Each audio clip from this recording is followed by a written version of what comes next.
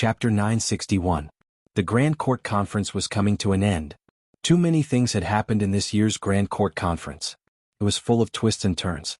The unsolved case from more than 20 years ago, the conviction of the Cui family, the mystery of the origin of the eldest princess and Prince Li Xian, the confirmation of the position of the East Palace, and the future situation in the imperial court. The crown prince had been crowned, the country was stable. The eldest princess assisted the government and the imperial court was stable. All the unstable factors in the past 4 years of Jing He had been cleared today. There was no doubt that from the 5th year of Jing He, the Jing kingdom would open a new era that had never been created by previous emperors. The last item of each year's Grand Court Conference was the reward for the meritorious officials in the past year. The Jing kingdom was now in full swing of the reform, and many of the measures had achieved initial results. The eldest princess was good at using people, and she specialized in special tasks. In the past year, outstanding talents emerged in all fields, so that the last item of the Grand Court Conference lasted half an hour longer than that of the previous years. Many people received generous rewards. The imperial court no longer promoted nobility, but many people were promoted to official positions. Among them, the reward for County Marquis Li was only a few words, and it was not generous. But people were not surprised about it. In the past year, County Marquis Li did not do anything earth-shattering as usual. That was because his actions had already seeped into all aspects.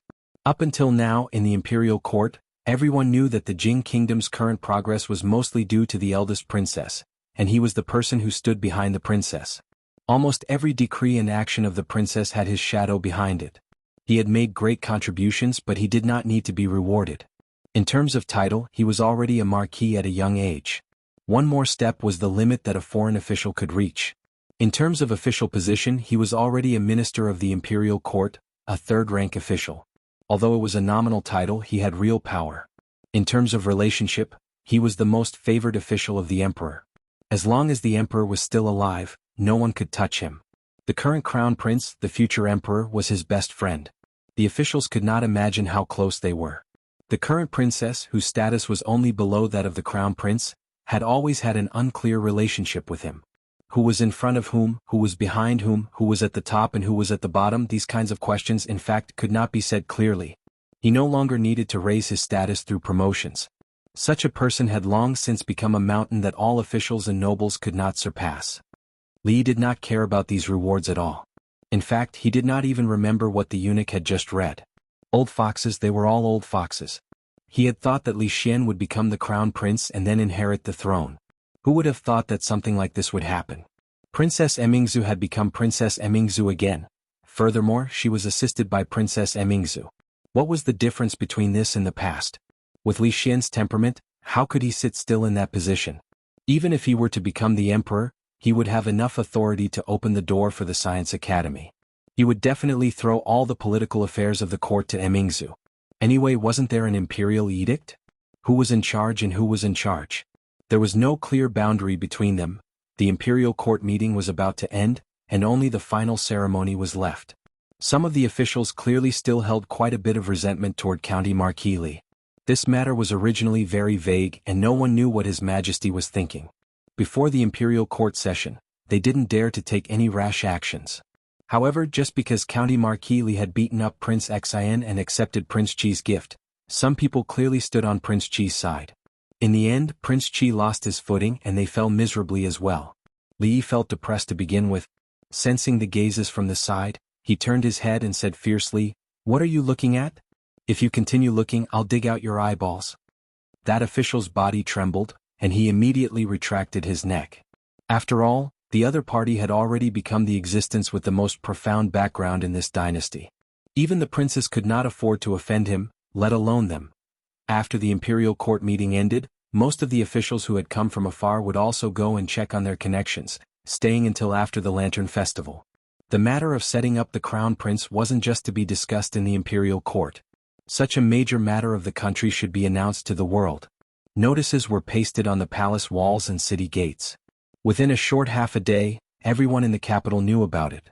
The identity of the eldest legitimate son, the secrets of the royal family, the position of the Eastern Palace. These were all topics that the commoners were extremely interested in. Li appeared to be a little dispirited. Right now the situation was set. Li Xian was in charge and Emingzu was in charge. There was no one in the entire Jing kingdom who could stop them from doing what they wanted to do. Without any obstacles or enemies, he seemed to have nothing else to do. He had no interest in the imperial court and did not wish to be promoted. With his business to this extent, silver was nothing more than a number to him. It wouldn't be an exaggeration to say that he was standing at the peak of his life. If he were to go further up, he might only be able to pull Li Xian down from his position and take it himself. However, this was too easy for him. He didn't consider it. By the way, he also promised Rui that he would go to the Wu kingdom to see her little disciple, and he couldn't go alone. In the past few years he had been really tired of staying in the capital. He would take Rui and the others to travel around and see the world. Of course, before that, he had to at least marry Zueimo in a dignified manner, and then Ruoqing, he took back what he had said just now. He still had things to do. Xiao Huan, from the morning until now, he had only eaten a bowl of porridge and was a little hungry. Li Yi habitually called Xiao Huan a few times, only to realize that Xiao Huan, Rui, and Zueimo had gone out in the morning. During the New Year festival, there were some inevitable gatherings and social engagements. In the past, it was Rui who brought Xiao Huan along. As the second madam of the Li family, Zueimo naturally had to go with them this year. Li, what's the matter? Xiao Huan didn't agree, but saw Xiao Zhu running out of the room. Go and tell the kitchen to make a few dishes and bring a pot of grape wine. Okay, I'll go now. Xiao Zhu responded and ran back in a hurry. Li Yi was startled and reminded her, the kitchen is outside, you're running in the wrong direction. In a clean and tidy room, a beautiful woman sat at the table, slowly flipping through the pages of a book. Sister Ruoqing. The sound of light footsteps came from the door, and the young girl knocked on the door and walked in. Ruoqing put down the book, turned to look at her and asked, "What's wrong?" Xiao Zhu rolled her eyes and said, "Lili is hungry. He said he wants to eat the food cooked by Miss." Ruoqing got up and walked over, pinched her nose and said, "He wouldn't say that, it's you who wants to eat it, right?" Xiao Zhu smiled embarrassedly and said, "I'm just thinking for him, after all, he also likes to eat the food cooked by Sister Ruoqing." Ruoqing shook her head helplessly and said, "You go play by yourself for a while, I'll go cook." Xiao Zhu smiled and nodded. Watching her walk out the door, the smile on her face disappeared, and she sighed, shaking her head helplessly. "My miss is really silly and Li is also a big idiot. It's obviously a good opportunity for the two of them to be alone, but one of them is reading in the room and the other is sitting in the yard in a daze. These two people, when will they stop worrying about me? But if it's just eating, it seems like it's still lacking something. Yes, it's lacking grape wine. The weather is cold and grape wine needs to be warmed before it can be drunk. The Li family has a special wine cellar." Xiao Zhu jogged over, and a servant in the room immediately said, "Sister Xiao Zhu, what's the matter?" In the hearts of all the servants, Miss Xiao Huan, Miss Xiao Chui, and Miss Xiao Zhu are all different from the other servant girls, and must be treated with respect. "That, your master wants to drink, help me get a jug of grape wine." "I'll go get it right away." "Wait a minute." The servant turned around and asked in confusion, "Sister Xiao Zhu, is there anything else?"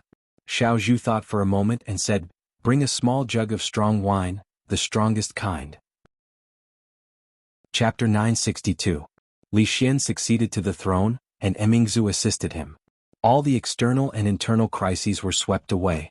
After the court meeting, Lu Yi submitted a report, revealing the existence of an extremely terrifying secret force near the capital. It called itself the Holy Religion, and the person who controlled this force was called the Empress. The case of the son of the former assistant minister of the Ministry of Works and the burning of Prince Xian's mansion were both the work of this force called the Holy Religion. It was still unknown whether they had committed any other crimes. As for how big this Holy Religion was and the purpose of their existence, no one knew. The court naturally attached great importance to this matter. The officials and nobles of the capital would not tolerate such an unstable factor appearing under the feet of the emperor. The determination of the court could be seen from the fact that the Secret Intelligence Office, Supreme Court, Ministry of Justice, and the two offices of the capital were investigating this case at the same time. This was also the first decree the crown prince made after he became the ruler. If the capital wanted to be stable, the Holy Religion must be eliminated. Of course, this matter had nothing to do with Li Yi. Li Yi had thought that he would have nothing to do for a long time.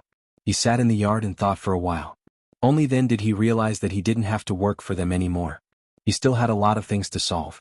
It wasn't until he smelled a fragrance that he came back to his senses. Seeing Ruoqing put a few dishes on the table, he asked in surprise, "These? Did you cook them yourself?" In fact, this question was unnecessary. The chefs of the Li family couldn't make such delicious dishes. I have nothing to do anyway. Ruoqing smiled and put the bowl and chopsticks in front of him. Li ran to the kitchen and fetched a bowl and chopsticks for her. He said, "You haven't eaten either. Sit down and eat with us." Only now did he realize that Rui and Zuemo went out today. Xiao Huan and Xiao Chui followed them. Mississippi Lu went to Lu Meng and would come back very late. Only he and Ruoqing were left at home. No, Xiao Zhu was also unnecessary. He still had a few scripts to discuss with her. He really shouldn't have wasted time in the yard just now. The dishes cooked by Ruoqing were all his favorites, which made Li Yi feel a little guilty. His taste was similar to drunk Mo's. Both Ruoqing and Rui liked to eat lighter food. Li Yi put down his bowl and chopsticks and said, "These dishes are not enough for 2 people. I'll make a few more." Ruoqing stood up and said, "What do you want to eat? I'll make it." "No need, no need." Li Yi waved his hand and pressed on her shoulder, asking her to sit down. "I'll do it. I haven't cooked for a long time and my hands are a little itchy." Ruoqing could only nod helplessly.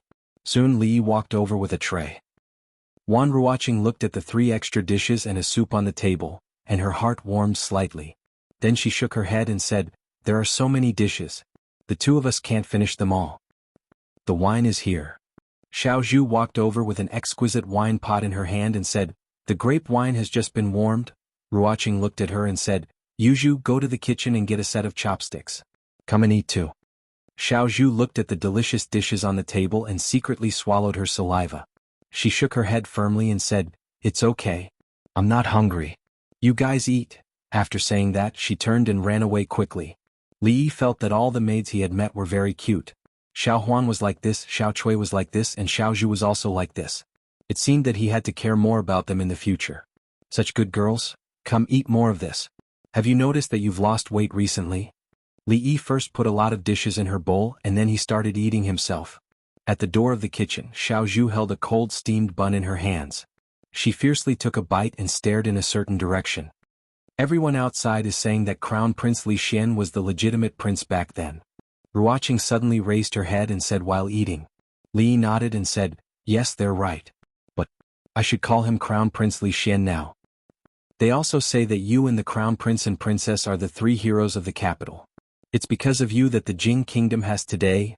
That's all nonsense. You can't take it seriously. You can't take it seriously." Ruoqing smiled and said, "In the future the Crown Prince will supervise the country and the Princess will assist him. What about you? What are your plans?" Li Yi thought for a moment and said, "I don't have any plans. But when that time comes I won't have to go through so much trouble. I can live a stable life with you for a long time." The words "with you guys" made Ruoqing's face turn slightly red. Wasn't what she yearned for? Wasn't it a peaceful and stable life? Over the past few days she had turned around to be her best friend and turned around to be the person she loved the most. This was already the most stable and comfortable life she could imagine in her entire life. But why did she have to do all those things? She suddenly lowered her head, bit her lower lip and said, I have a question to ask you." Li Yi put down his chopsticks and looked at her seriously. Ruoqing was not drunk in Mo, nor was she Rui. She did not have so many tricks and thoughts. If she said she had a question to ask him, then there really was a question. She looked into Li Yi's eyes and asked, "What if someone wants to take drunken Mo away and not let you live a stable life?" "Whoever wants to take drunken Mo, I will break his legs and sink him into the lake of the School of Mathematics." "What if their power is very strong?" "Then I will break all their legs and sink them into the lake of the School of Mathematics.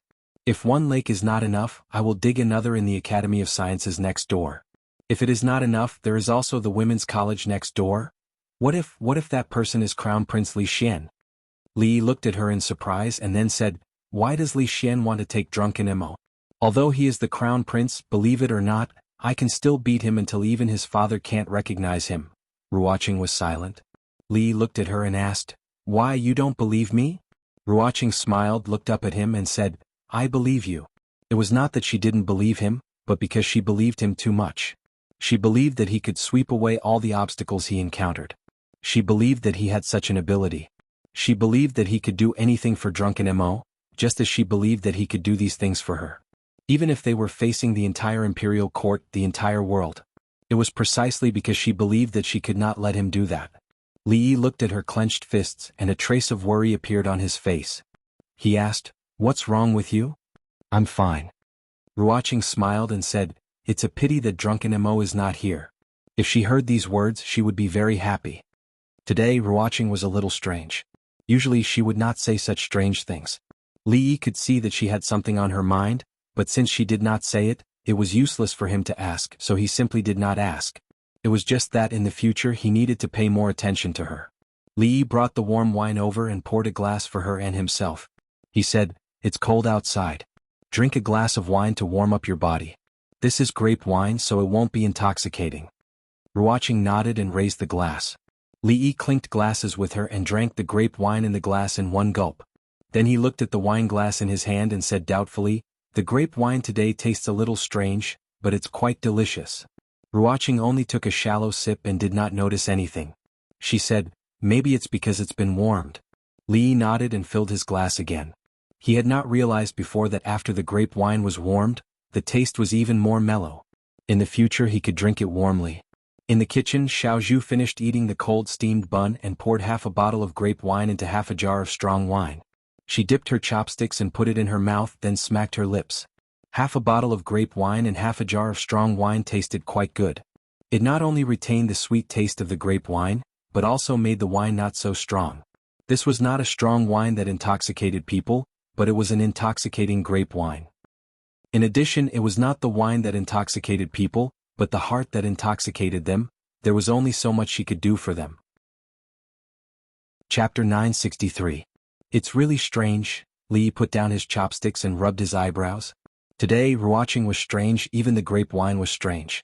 Usually he didn't feel anything after drinking a whole pot, but today his head began to feel a little dizzy after drinking half a pot.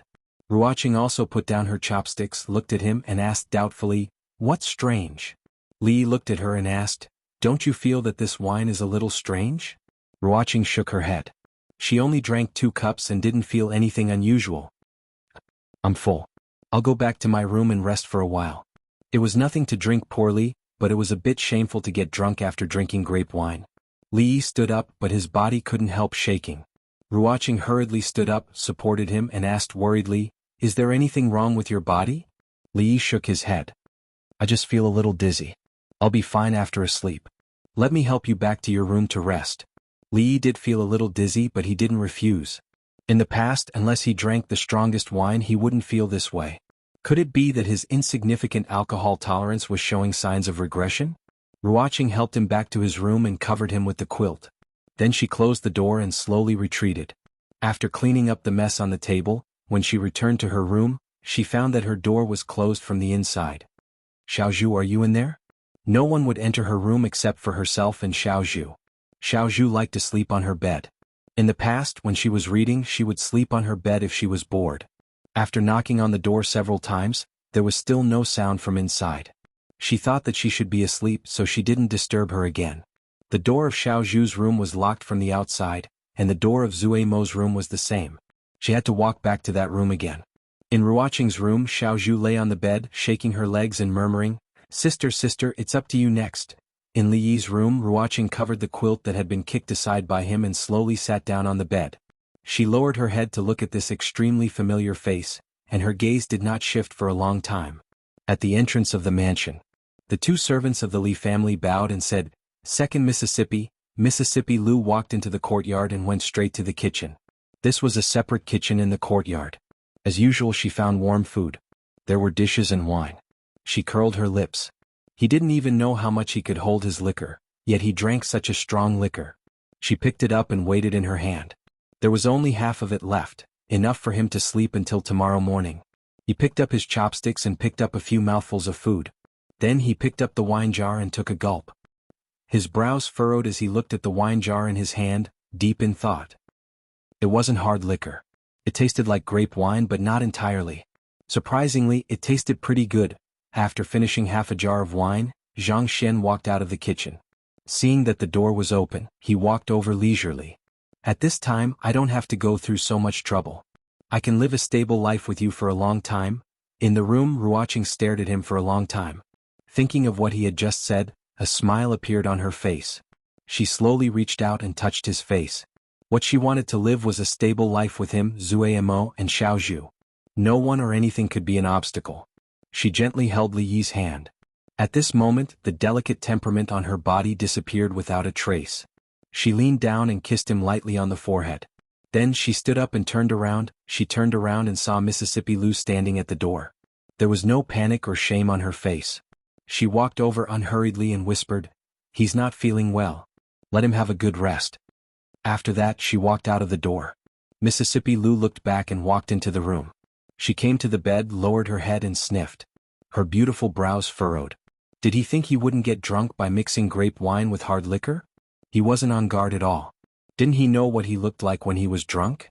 When she saw the light lip mark on his forehead, she was infuriated. In addition to that Zuamo, there was also Miss Ruoqing Li Emingzu, and she really wanted to cut open his chest and see how his heart was made. Why could it hold so many people?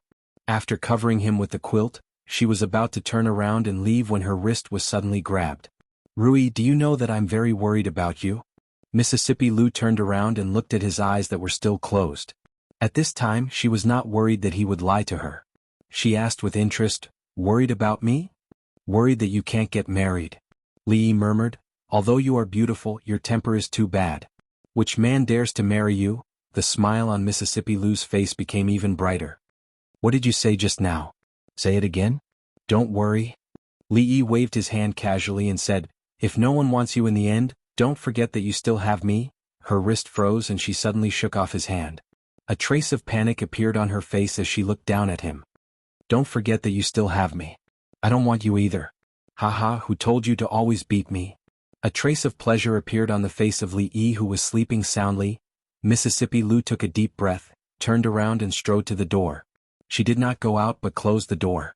In the courtyard, Xiao Zhu's eyes widened and the bun in her hand fell to the ground. It's over. Miss, why don't you know how to cherish it?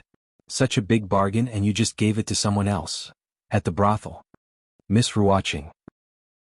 Miss, these are the new books I've collected these days. I'll give them to you later.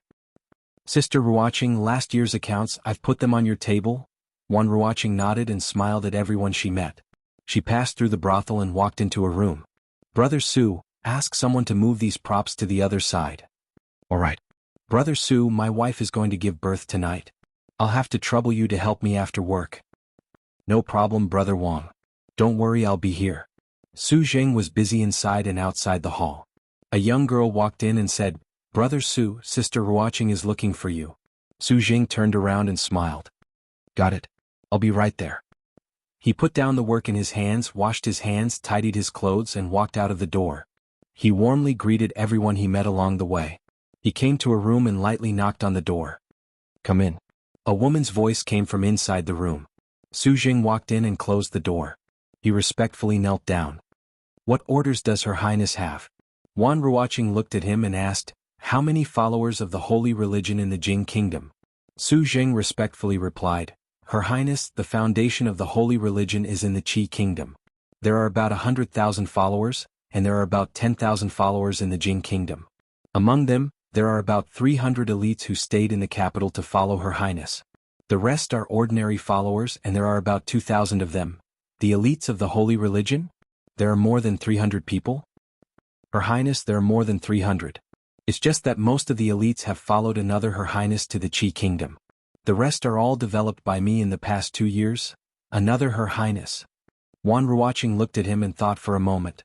Then she said, There is only one Her Highness in the holy religion. Su Jing was stunned.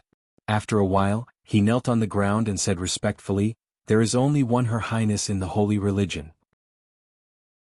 Chapter 964.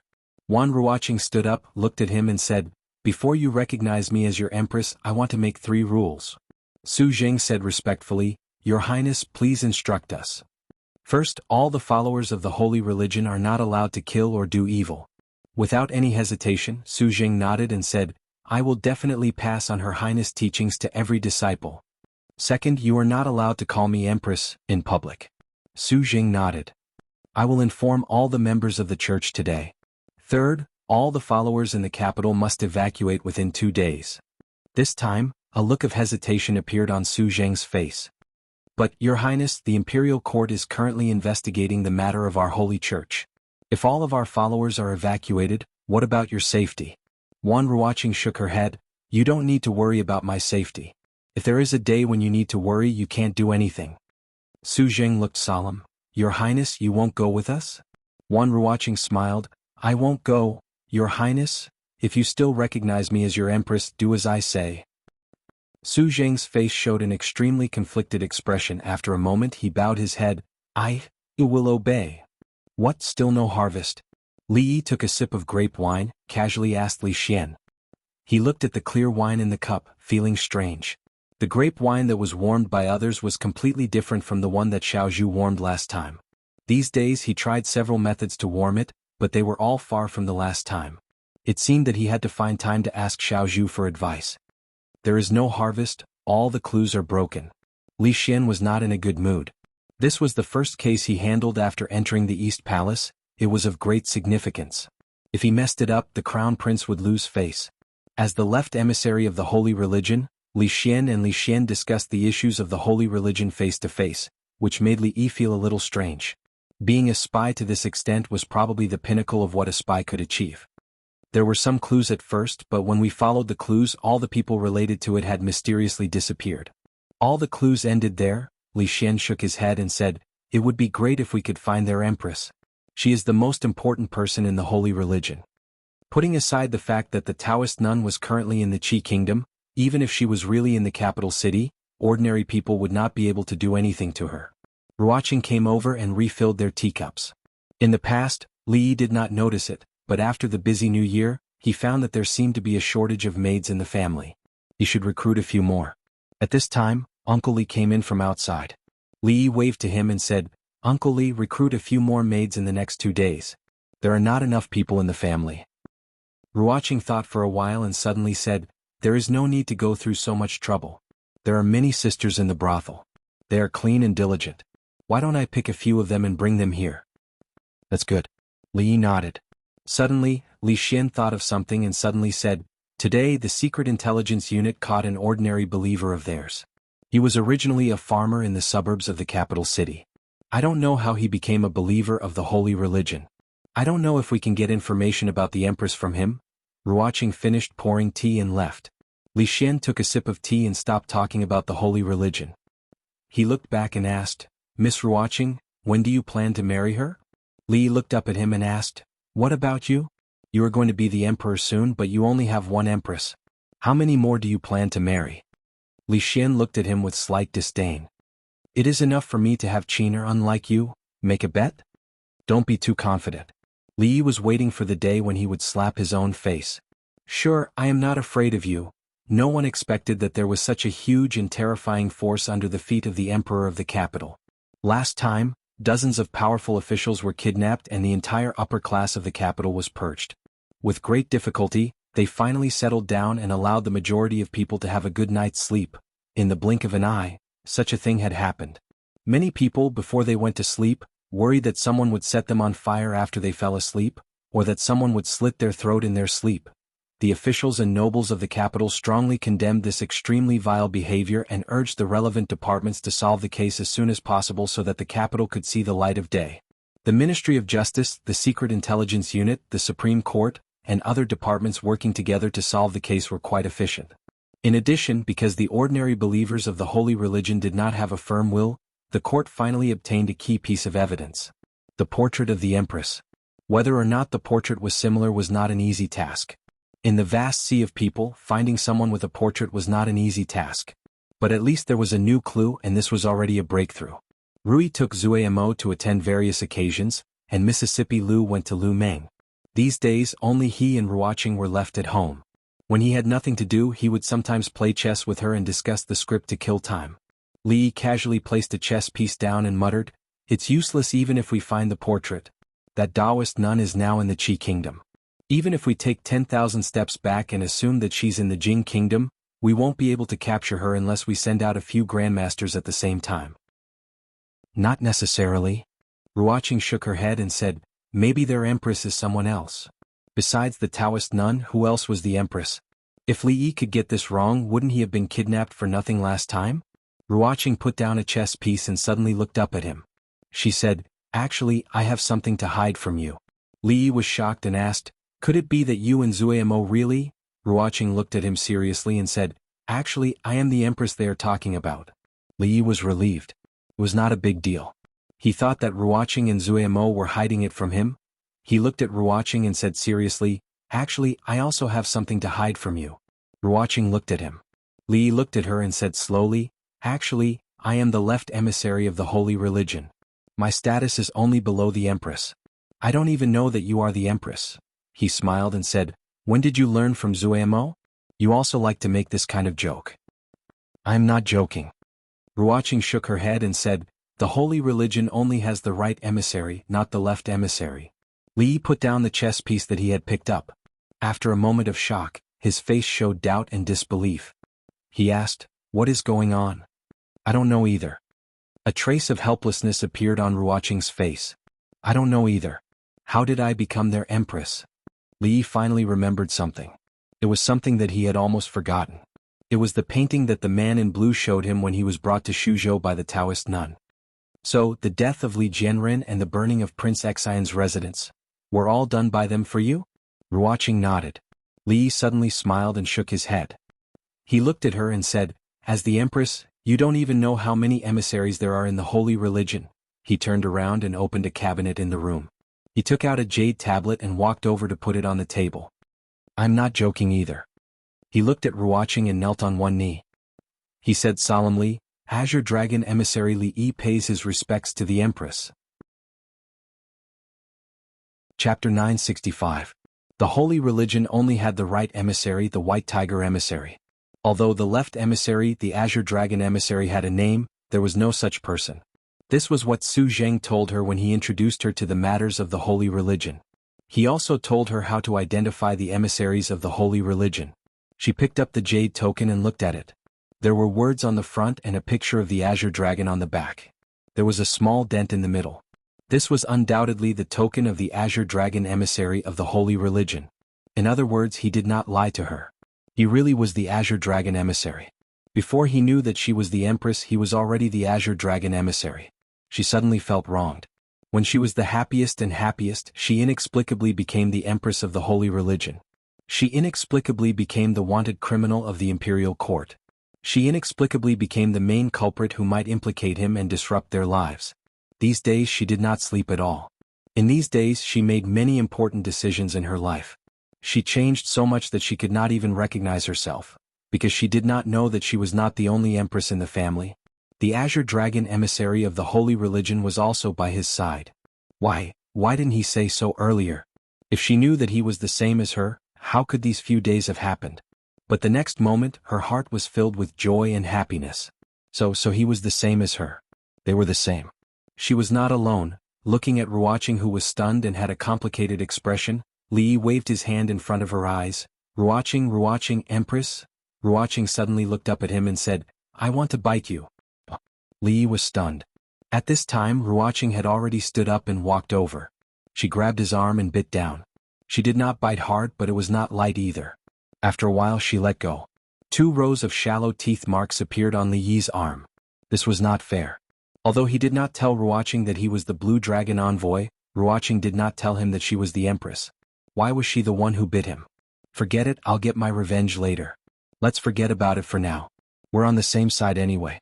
It doesn't matter if he bites my arm or any other place." Li Yi stretched out his other hand and said, "Have you calmed down? Do you want another bite? I can't stay here anymore." This was the first time she had done this to Li Yi. She blushed and lowered her head. "No." Li Yi shook his head without any hesitation. "Let me finish first." Ruoqing looked at him and said, "They have already got my portrait and should recognize me soon. At that time, you and Zumo will not be able to get away from it. Even if His Highness the Crown Prince and the Princess believe you, there are still the civil and military officials in the court and the nobles in the capital. So I must leave." Li Yi smiled and said, "You know, the civil and military officials in the court and the nobles in the capital. I don't care about these things." "I care." Ruoqing looked at him and said seriously, "Believe me, I can handle this matter." "How do you want me to believe you?" Li Yi sighed and said, "If you run far away, where can I find you?" Ruoqing shook her head and said, "I won't run far." "How can I believe you won't run far?" Li Yi shook his head. With his previous understanding of Ruoqing, in order not to affect him, she would definitely run far away. Although he was a little surprised that she told him this time, it was better to be safe than sorry. Ruoqing suddenly took a step forward and gently hugged him. She put her cheek on his chest and whispered, "Because I like you. How can I bear to leave you?" Li Yi's mouth opened slightly and he was stunned in place. Was this a confession? Not counting that Sundara Loli, this was the first time in his 2 lives that a member of the opposite sex had taken the initiative to confess. But, how could this person be Ruoqing? Shouldn't this kind of trick be used by the domineering female alliance leader or the domineering empress? Could it be that Ruoqing had successfully evolved from a passive, accepting daughter of a humble family to a domineering queen who took the initiative to attack? Li Yi reached out and hugged her. He felt an indescribable pain in his heart. Just what kind of mental journey had she experienced in these past few days for her to change so much? There was no response for a long time. Ruoqing raised her head and a trace of panic appeared in her eyes. She whispered, "Why aren't you saying anything?" Li Yi lowered his head to look at her and said, "You've said all the things I should have said. What do you want me to say?" Hugged. Outside the room, a figure hiding in the bushes clenched the binoculars in his hands and whispered, Kiss, yeah. Success." Li Yi suddenly realized something. The empress of the holy religion was actually Ruoqing. Together with his blue dragon ambassador, this holy religion belonged to his family. Ruoqing was a queen and so was the Taoist nun. It could be considered a tie. The white tiger ambassador was 1 level lower than him, and his side was slightly better. In this case, why did most of the followers of the holy religion listen to them? This was a bit too much. No one could rob the Li family's things, not even a guru. What belonged to him had to be taken back sooner or later. Su had coveted the Taoist nun for a long time.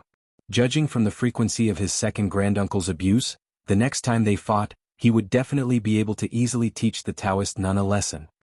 At that time, wouldn't the great holy religion be at his fingertips? As for what he would do after he got it, that would be a matter for him after he got it. With so many people, it would be convenient to start a rebellion. Of course, the Qi kingdom was too far away from here, so this matter could be discussed later. The most important thing now was that Ruoqing's identity as the empress was about to be exposed. If he really protected her at the risk of being condemned by the whole world, although it seemed very domineering, it was not the best way. The most important thing was that Ruoqing would not allow him to do that. Li Yi had always trusted her, and this time was no exception. Only now did he realize that this was what she had been worried about these days. He should have asked her earlier. It was not a big deal and it was a good thing. If it were not for Ruoqing's sudden success in evolution, he would have almost made a fool of himself. "Husband, come and carry Dwainer. I want to change my clothes." Rui walked in with Li Duan in her arms and said to him. Li Yi reached out and took Li Duan, who was wearing thick clothes. Rui suddenly looked at his arm in surprise and asked, "What's wrong with your arm, husband? Who bit you?" Li Yi looked down and said, "This, I bit it when I was bored." Rui looked at the row of shallow teeth marks and asked suspiciously, "You bit yourself?" "I really did bite myself." Li Yi picked up Li Duan with one hand and bit his other arm. He said, "Like this?" The matter of holy religion was not over yet, so it was better not to complicate things at this time. Li Yi walked out of the door and rubbed his arm. When he bit just now, he had used a little too much force. The second young lady of the Lu clan brushed past him and then turned her head back. She grabbed his arm and asked, "What is this?" Her eyes inadvertently fell on his other arm. She looked at him and asked, "What is this?" Li Yi looked at the teeth marks on his arms and then looked at Mississippi Lu. He said, "You have all been out these days. I was bored at home so I bit myself. Does it look good?" Mississippi Lu thought for a moment and pointed at the arm that Ruoqing had bitten. She said, "Bite another one for me to see. It's just beside this one. This way my arms will not be symmetrical." "How ugly."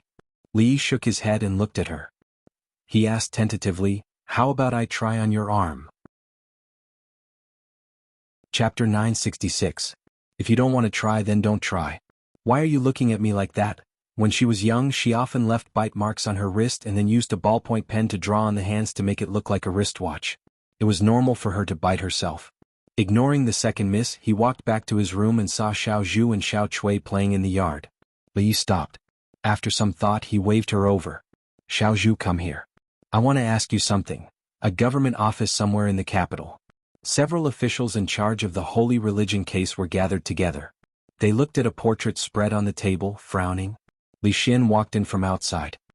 He glanced at everyone and asked, "What did you see? Tell me." This case had been dragged on for a long time. It had used up what little patience he had. He was still waiting for the case to end so he could discuss a scientific problem with Xin Shu. Speaking of which, it had been a long time since he had seen Xin Shu. The Supreme Court official said helplessly, "Your Highness, let's not talk about the authenticity of this portrait for now. It will be difficult for us to find the Empress with just this portrait. This portrait has been plastered all over the streets and alleys of the capital, but we haven't found anything yet." On the other side, Governor Lu Dao was deep in thought. He felt that he had seen the Empress in this portrait before, but he couldn't remember where he had seen her before. Annoyed, he picked up the file again and flipped through it. "All right, hurry up." Li Xian waved his hand. Just as he was about to walk out, he glanced at the portrait on the table and stopped. He walked back and looked at the portrait on the table in a daze. Lu Dao put down the files of the two cases. As if realizing something, he walked over quickly and looked at the portrait on the table. The next moment, Li Xian put the portrait away. "Your Highness, you." The officials were confused. "I will take this portrait back and study it carefully. You are dismissed." He waved his hand, picked up the portrait and left. All of the officials looked at each other in dismay. There was only a single original painting of the Heavenly Empress and they couldn't even find the person based on the original painting, much less the painter who had copied it. Just what did the Crown Prince want? Lu Dao walked out in a daze. He was thinking about something that he had just figured out. It turned out that Li Jianren's death and the burning of Prince Xian's manor were not unrelated. Li Jianren wanted to harm Miss Ruoqing, so the people of Holy Religion sent him straight to hell. Prince Xian burned down Miss Ruoqing's residence. Therefore, his Prince Xian manor was also burned down by the people from the Holy Religion. These two seemingly unrelated cases were closely linked because of one person. Only Miss Ruoqing was the Empress. How was this possible? Li Yi took a sip of wine and decided to promote Xiao Zhu to be his personal wine warmer in the future. The grape wine that she warmed tasted different from others. It was at this moment that the slightly absent-minded Li Xian walked in from outside. Li Yi poured him a cup of wine and said, "What's wrong? Isn't Emingzu the one handling the matters of the court? Why do you look so glum?" After Li Xian sat down, he sighed and handed the portrait to him. Li Yi opened the portrait and stood up abruptly, glaring at him and saying loudly, "Speak. Why is Ruoqing's portrait with you? You already have the Crown Prince's consort and Xin Shu. Could it be that you still have designs on her? Are you still human?" The drawing skills of this portrait were not very good and ordinary people might not be able to recognize it. However, how could he not recognize it after spending so much time with Ruoqing? "Xin Shu." Li Xian was startled. "That's not important." Li Yi waved his hand. "Why do you have Ruoqing's portrait?" Li Xian shook his head and looked at him, saying, "This portrait is of the Empress of the Holy Religion." Li Yi looked at the portrait again and asked, "Did you take the wrong one? There are people who look so similar in this world?" At this moment, Fang hurriedly ran in from outside and said anxiously, "Son-in-law, bad news. Miss Ruoqing has disappeared." Li Yi was startled. Although Ruoqing did not tell him her plan, he did not need to worry about Ruoqing leaving. Pretending to be surprised, he asked, "What happened?" The people who were protecting Miss Ruoqing were all knocked unconscious. When they woke up, Miss Ruoqing had disappeared. Fang anxiously said, "Son-in-law, don't worry, I have already sent people to look for her." Li, bad news. Xiao Zhu frantically ran out from Ruoqing's room and handed a letter to Li Yi. Wiping away her tears, she said with a sobbing voice, Miss has left." Li Yi opened the letter. In the letter, she explained in detail how she became the Empress. Although this was not her original intention, in order to not implicate him and the Li family, the best way was for her to leave. Li put down the letter and slowly sat down. After Li Xian looked over, his complexion changed. He shook his head and said, I didn't know. If I knew, I wouldn't have let them investigate." Xiao Zhu hugged Li Yi's arm and said with a sobbing voice, "Li, what do we do now?" A servant of the Li family came over and said in a low voice, "Marquis, a lord from the Ministry of Justice has come to visit." Li Yi waved his hand, "Let him in." "Greetings to your highness, greetings to Lord Li." An official from the Ministry of Justice came in and respectfully bowed. Li Xian was annoyed. He glanced at him and asked, "What's the matter?" The official looked up and said in a low voice, "Your highness, our people have just found the identity of the woman in the portrait." However, the Empress and County Marquis Li. "What do you mean?" Li Xian said coldly with a sullen face, "What are you people from the Ministry of Justice doing? If he says it's the Empress, then it's the Empress. Can't you use your brain to think about it? Go back and investigate it seriously. After being scolded by the crown prince, the official from the Ministry of Justice could only nod his head in agreement and leave helplessly. Li Xian looked at Li Yi and said worriedly, "Don't worry, I will order people to find Miss Ruoqing." Li Yi waved his hand, "No need. In any case, she is the empress of the holy religion." "No, no, no." Li Xian shook his head repeatedly. "Didn't you say last time that the empress of the holy religion is that Taoist nun? How can there be two empresses? What happened to Miss Ruoqing was a misunderstanding. I will order the Taoist nun to be wanted in the whole Jing kingdom." Li Yi shook his head and said no more. Li Xian said solemnly, "I will go back and order it now." Li Xian still had a worried look on his face when he left the Li residence. At this time, the holy religion was not the thing he was worried about. Miss Ruoqing had left.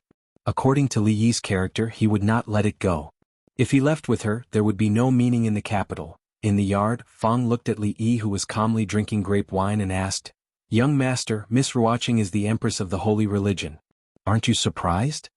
Putting aside the fact that Miss Ruoqing had suddenly become the empress, she had disappeared just like that.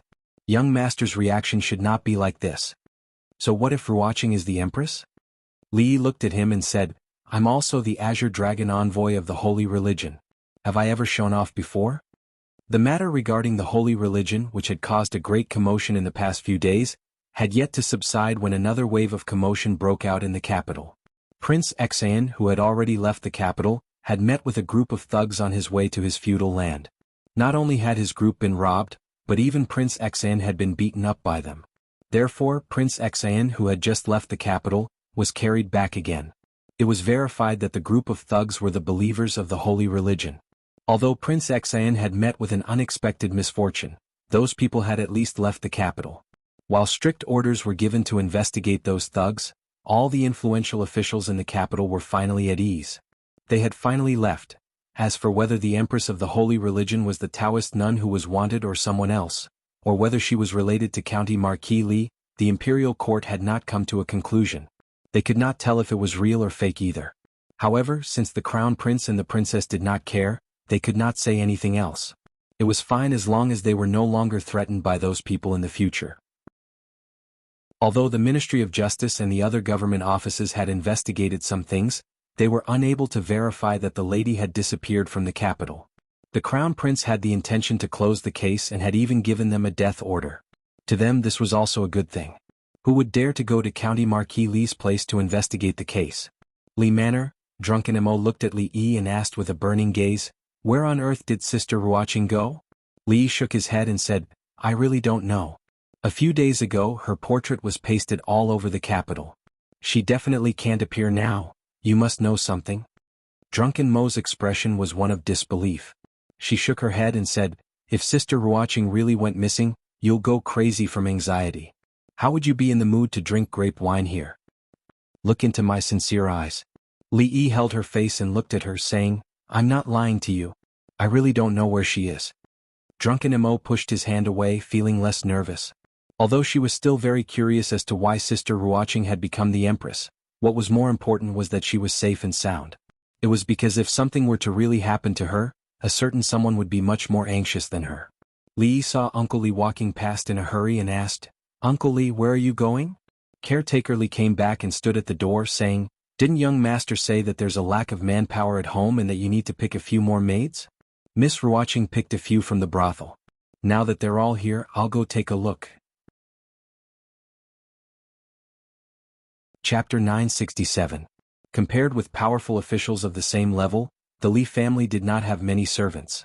This was because all the masters in the family did not have the habit of having servants serve them. However, there were still maids who were responsible for cleaning the room and serving tea to the guests. Ever since Zumo and Ruoqing moved in, the family seemed to be lacking in manpower. Before Ruoqing left, he picked a few diligent sisters from the brothel who had clean backgrounds. He knew them well and did not have to worry about anything else. Butler Li stood in the yard and looked at the few women standing in a row. He said solemnly, "This is the marquis of our family. Open your eyes and look carefully. Don't mistake the master in the future. I will take you to see Madame later." He and Rui didn't usually scold the servant girls. Uncle Li was the one who played the role of the bad guy. In his words, servants should act like servants. Even if the master was benevolent, the servants couldn't know what was good for them. The new maids needed to establish their authority. After saying this with a straight face, Uncle Li waved his hand and said, "Okay, starting from the far left, introduce yourselves one by one." "My name is Xiao Qiu," a maid said timidly. "My name is Xiao Rong." Another maid stood up. "I am Xiao Rou." "I am Xiao Dai." There were a total of 5 maids who entered the mansion this time. They would be taken to see Rui and Zimo later. Li Yi's gaze swept over them and moved to the last woman in white. The woman smiled and bowed slightly to him. "Xiao Qing greets the Marquis." Uncle Li turned around and said with a smile, "Young master, I will take them to see Madame and second Madame." "Wait, I still lack someone to grind ink in my study." Li Yi thought for a moment and looked at the maids again. He pointed casually and said, "Xiao Qing." Uncle Li looked at him in surprise. Young master's study had long been taken over by the second miss, and the thing he usually did was bask in the sun in the courtyard. It was understandable that he lacked a servant girl to massage his shoulders and legs, but what kind of ink was he grinding for? However, the entire Li family was his. It was naturally not a problem to have a maid. Uncle Li looked at her and said, "Xiao Qing, then you will follow the Marquis from now on." The woman lowered her head and bowed again. "Yes." This winter it was likely that it would not snow at all. As the Lantern Festival approached, the weather began to warm up. By noon there was not much chill. Yongning and Shanning took off their thick fur coats and played on the lawn. Li Yi sat to the side and leisurely roasted meat. The two finally got tired of playing and ran over to crouch beside Li Yi. They swallowed as they watched the golden oil drip onto the charcoal, making a sizzling sound. "This is not normal. This is definitely not normal." Li Xian stood far away and looked at this scene. The worry on his face deepened. Emingzu turned to look at him and asked, "How is it not normal? Miss Ruoqing has disappeared for 3 whole days." Li Xian counted with his fingers and looked at Li Yi. How can he be so calm and still have the mood to sit there and roast meat and still have the mood to feed Shanning? Is this not good? Emingzu looked at him and asked, "Do you want him to be depressed?" Li Xian shook his head and said, "Have you heard of an old saying?" "What old saying?" Emingzu looked at him and asked, "What old saying?" Li Xian said in a low voice, "If you don't explode in silence, you will perish in silence." Emingzu looked at him in confusion. Which ancient person said this? Lu Sun. Who is Lu Sun? The writer, thinker, and educator that Li Yi mentioned last time. Don't worry about who Lu Sun is. Li Xian shook his head and said, "Don't be fooled by his smile on the surface. Maybe in his heart. In short, he is very dangerous. The calmer he appears, the more dangerous he is." "Then what is normal for him to do?" "Look for him." Li Xian said anxiously. "He should be more anxious than anyone else. He has been looking for you all over the world. It's impossible for him to be as calm as he is now. Think about it. If you are lost, what will he do? When you go there later, don't mention Miss Ruoqing and don't mention holy religion." Li Xian said and then walked quickly.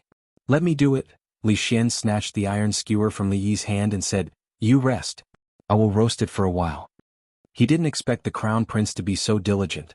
Li Yi handed the iron skewer to him and took a chicken wing for himself. Just now he was focused on feeding the 2 greedy cats and didn't eat much. "Put it down and don't move." Li Xian snatched the iron skewer from his hand and put the chicken wing on the plate with chopsticks. He said, "It's more convenient to eat like this." Li Yi looked at him and suddenly asked, "Do you have something to ask of me?" Li Xian shook his head violently. "No. Really, you only have this one chance." "I really don't." Li Yi shook his head. He didn't know what was wrong with him today. Just in case, it was better to stay away from him. After eating the chicken wing, he walked straight to the pavilion in the middle of the lake. The weather was good today. On his way back he would catch 2 fish, one in soup and one in braising. Li Xian finished roasting the fish.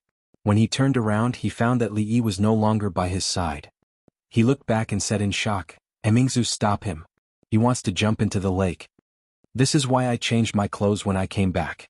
Li Yi explained to Rui, Mississippi Lu, and Drunk Ink. After all, the clothes he wore when he came back were different from when he went out. It was Mingzhu's clothes. It would indeed cause a big misunderstanding. Those who didn't know better would think that he had done something dirty. It was just that when he was fishing, he subconsciously dodged Mingzhu's grasp.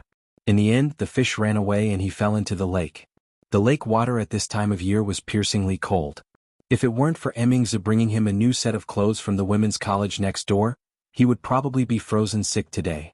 Of course, many of her clothes were gender neutral, so he didn't look so out of place when he wore them. Although he had changed his clothes, he still looked a little disheveled. Rui helped him take off his coat and said, "I've asked Xiao Huan to boil the water. Husband, go take a hot bath first." The lake water was dirty. It was time for a good bath.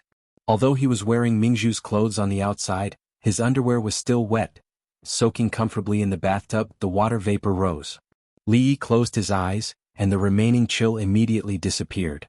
The door creaked and slowly closed. Someone added hot water to the bathtub. Li Yi said, "Help me massage my shoulders." The figure who was about to walk out of the door stopped in his tracks. Not long after, a pair of soft hands were placed on his shoulders. The hands moved slowly on his shoulders. At a certain moment, Li Yi said, "Xiao Huan, you don't need to massage here. Just massage the previous place. I don't know where Miss Xiao Huan used to massage before." Hearing the voice behind him, Li Yi opened his eyes and turned his head. He said in surprise, "Ru, Xiaoqing, why are you here?" The woman behind him smiled a little embarrassedly. Duaner was making a fuss. Xiao Huan went to comfort him and asked me to come and add water for her. Chapter 968. Xiao Huan, what's wrong? Did someone bully you? Xiao Huan had been listless for the past 2 days. Today, in half a day, Li Yi found that she was in a daze 3 times. When she sat alone at the stone table in the courtyard, Li Yi walked over and sat opposite her, asking with concern. "No." Xiao Huan shook her head. She could not say that it was because the servant girl called Xiaoqing was too diligent and took away all the work that was supposed to be done by her. Moreover, the son-in-law seemed to treat that Miss Xiaoqing differently. This was the first time he allowed another servant girl to grind the ink for him, and also the first time he allowed another servant girl to rub his shoulders when he was bathing. These things were all done by her in the past. Li Yi looked at her and said in disbelief, "Really?" The servant girl twisted her fingers together and looked at him pitifully. She asked, "Son-in-law, do you not like Xiao Huan anymore?" Li Yi did not know what the servant girl was thinking. Surprised, he got up and sat beside her. Pinching her face, he asked, "Who said that? Who said son-in-law doesn't like Xiao Huan?" The servant girl said pitifully, "But son-in-law doesn't need Xiao Huan to grind the ink, he doesn't need Xiao Huan to bathe." Li Yi then knew that she was actually jealous of Ruoqing. Ruoqing's identity as the Empress of Heaven had already been exposed. Although Li Xian did not let those people investigate further, but if she appeared in the capital with her original appearance, there would still be some trouble. So she ordered most of the followers of the holy religion to leave the capital, creating the illusion that the Empress of Heaven had already left the capital. Then she disguised herself as a servant girl and came back without anyone knowing. Not to mention the other things of the holy religion, but the level of disguise, Li Yi himself had a deep understanding. With a mask on, even one's own parents would not be able to recognize it. Of course, he couldn't be more familiar with Ruoqing. This familiarity didn't just come from her face. On the first day he entered the mansion, he had recognized her at first sight. Knowing that she was Ruoqing, she naturally could not treat her like an ordinary servant girl, so she specially arranged for her to stay by her side, and arranged a room for her alone. Who would have thought that such a little difference would actually be discovered by Xiao Huan? Li Yi pulled her over and asked with a smile, "Are you jealous of little Qing?" The little maid sniffled. "Of course not." Li Yi leaned close to her ear and whispered a few words. Xiao Huan's eyes suddenly widened. She said in disbelief, "How is this possible? How could Xiaoqing be? Have you forgotten that the son-in-law also has a mask like that?" Xiao Huan was startled. Her face revealed a look of realization, and then she became a little embarrassed. If little Qing was Miss Ruoqing, then it wouldn't be a problem. Why would it be a problem if it was Miss Ruoqing? Even she couldn't understand it herself. If he didn't explain it clearly to Xiao Huan, who knew what she would think? The Li family was so big and there were so many people. This matter, Li Yi didn't even have the time to tell Rui. If he showed any abnormalities, Ruoqing's efforts would be in vain. "Second madam, what's the matter?" The new servant girl of the Li family walked into a room and asked the woman in the room.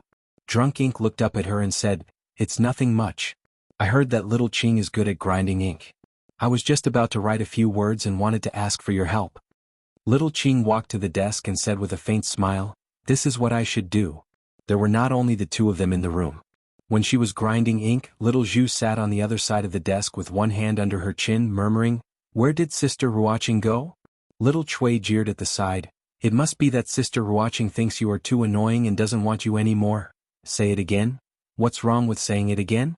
"You are just annoying. the two little servant girls quickly began to quarrel. Drunk Ink ignored them and looked at little Ching, who was grinding ink. She asked, "Where is little Ching from?" "She grew up in the capital." Drunk Ink shook her head and said, "Little Ching is very much like a good friend of mine, but she grew up in Qing'an Prefecture and only came to the capital 2 years ago." Little Ching smiled and did not speak. Drunk Ink asked again, "Who else is in the family?" Little Ching replied, "Only me." The two of them chatted like this. Not long after, little Ching put down the ink and said, "Second madam, the ink is ready. If there is nothing else, I will go down first." Drunk Ink crossed her arms and looked at her, asking, "How long are you going to pretend for?" Little Ching looked surprised and asked, "Second madam, what are you talking about?" Drunk Ink suddenly hugged her and put her hands on her chest. "This is the feeling. Do you still want to pretend?" Ruoqing's face was red and she hurriedly said, "Drunk Ink, what are you doing? Let go of me." At this moment, her voice was very different from before. "Not calling me second madam now?" Drunk Ink looked at her with a proud expression and said, "Little Chui, close the door." Hearing the young Mrs. order, little Chui immediately ran over and closed the door. Ruoqing's expression finally became flustered and she hurriedly said, "Drunk Ink, what are you going to do? Don't do anything stupid." Drunk Ink looked at her and snorted. "You even dare to lie to me? Of course you will be punished according to the family rules."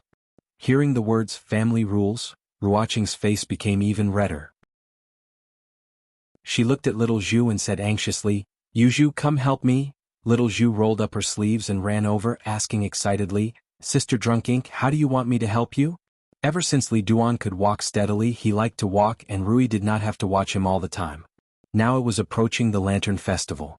For the Li family, the most important day of this month was not the Lantern Festival, but the happy event of welcoming Drunk Ink into the family at the end of the month. Rui handed over a booklet and said, "This is the guest list written by old madam. Husband, take a look and see if anyone is missing. It's time to have someone write an invitation. Old madam is familiar with this kind of thing. I don't think she will miss anyone." Li looked at it and put it aside. Rui looked at him and asked again, "Miss Ruoqing is gone. Husband, are you really not going to look for her?" Li was actually about to tell her about this matter, but he did not expect Rui to speak first. He said awkwardly, "You may not know, but actually, little Ching is Miss Ruoqing." Unlike what Li Yi had imagined, Rui's face did not show much surprise. She looked at Li Yi and said with a smile, "I thought husband would hide this matter from me for a few more days." Li Yi said in surprise, "Wife, you know all about it?" There are many ways to tell a person apart from their appearance. Figure, behavior, aura. Rui looked at him and said, "Judging people by their appearance is the worst way." Li Yi explained, "Ruoqing's identity is special. If others know, it will be troublesome." "I don't blame husband. I know all this." Rui leaned on his shoulder and asked softly, "But I don't know how many good sisters I have." Li Yi said in surprise, "Wife, don't you only have one sister, Rui?" "Including Xiao Huan, there are only 2. Rui shook her head and said, "Other than Rui and Xiao Huan, there are also Sister Zumo, Sister Ruoqing, Sister Emingzu, and Sister Lin from the Qi Kingdom. It depends on husband whether there are any Sister Lin." Li Yi shuddered. He thought that spring was coming, but at this moment he felt that the weather was getting colder and colder. The weather was getting colder. Keep warm and avoid catching a cold.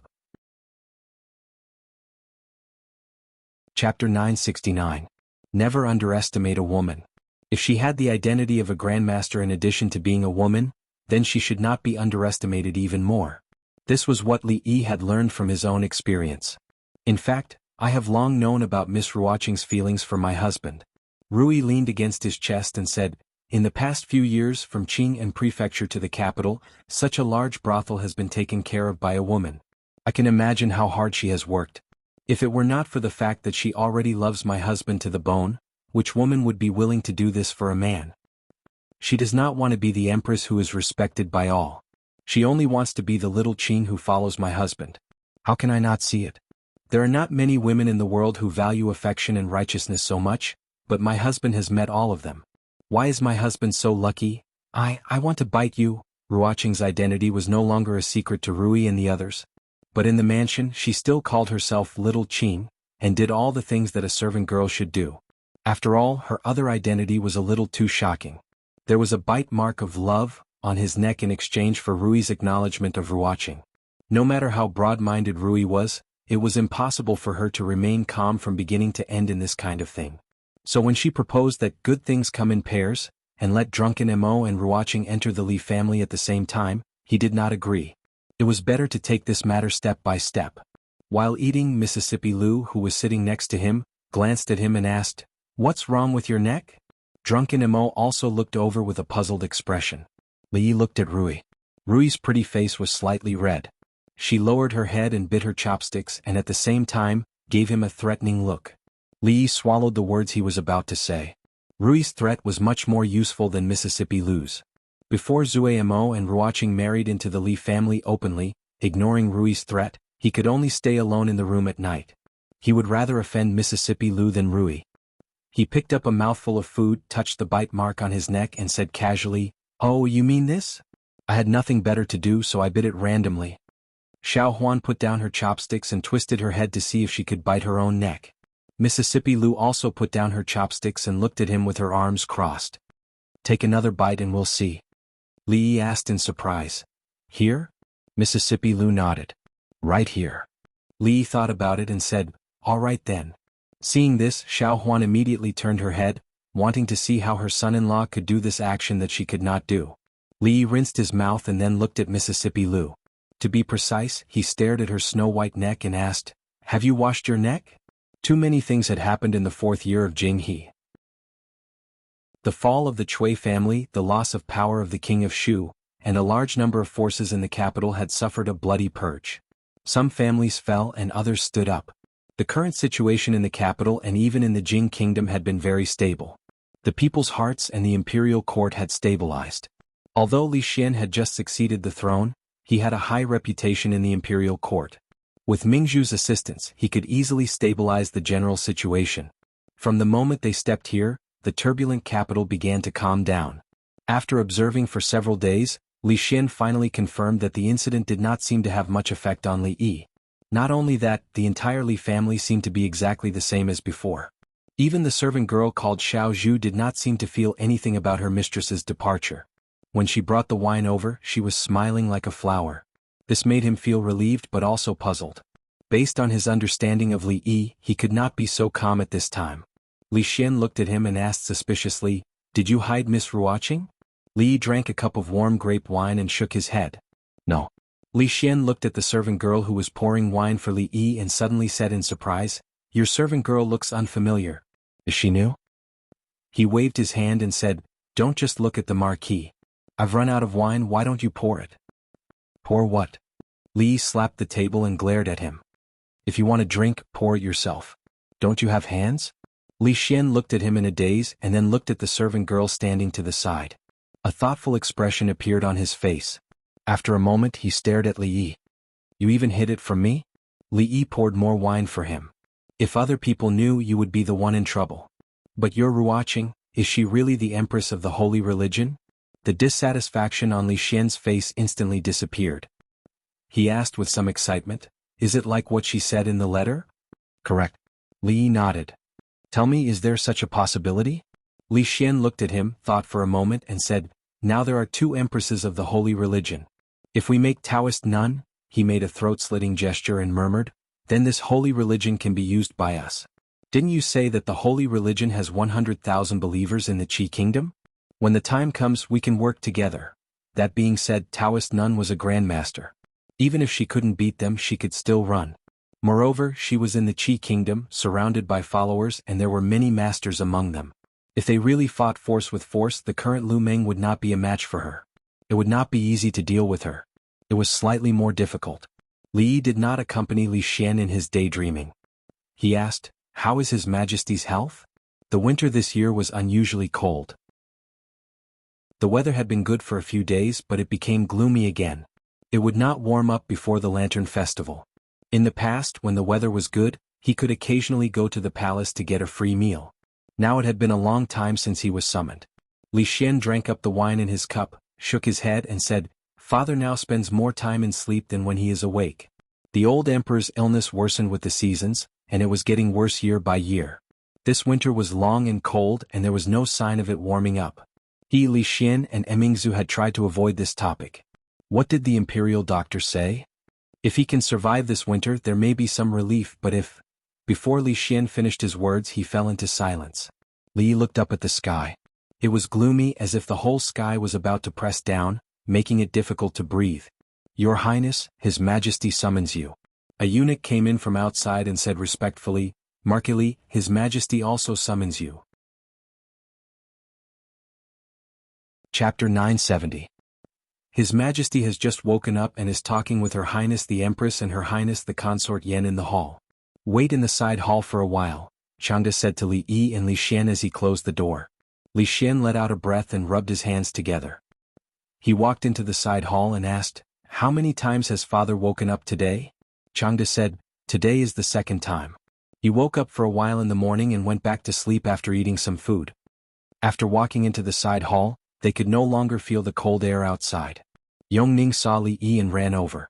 She accidentally tripped and fell to the ground. Li Yi quickly ran over and picked her up. He asked with concern, "Are you hurt?"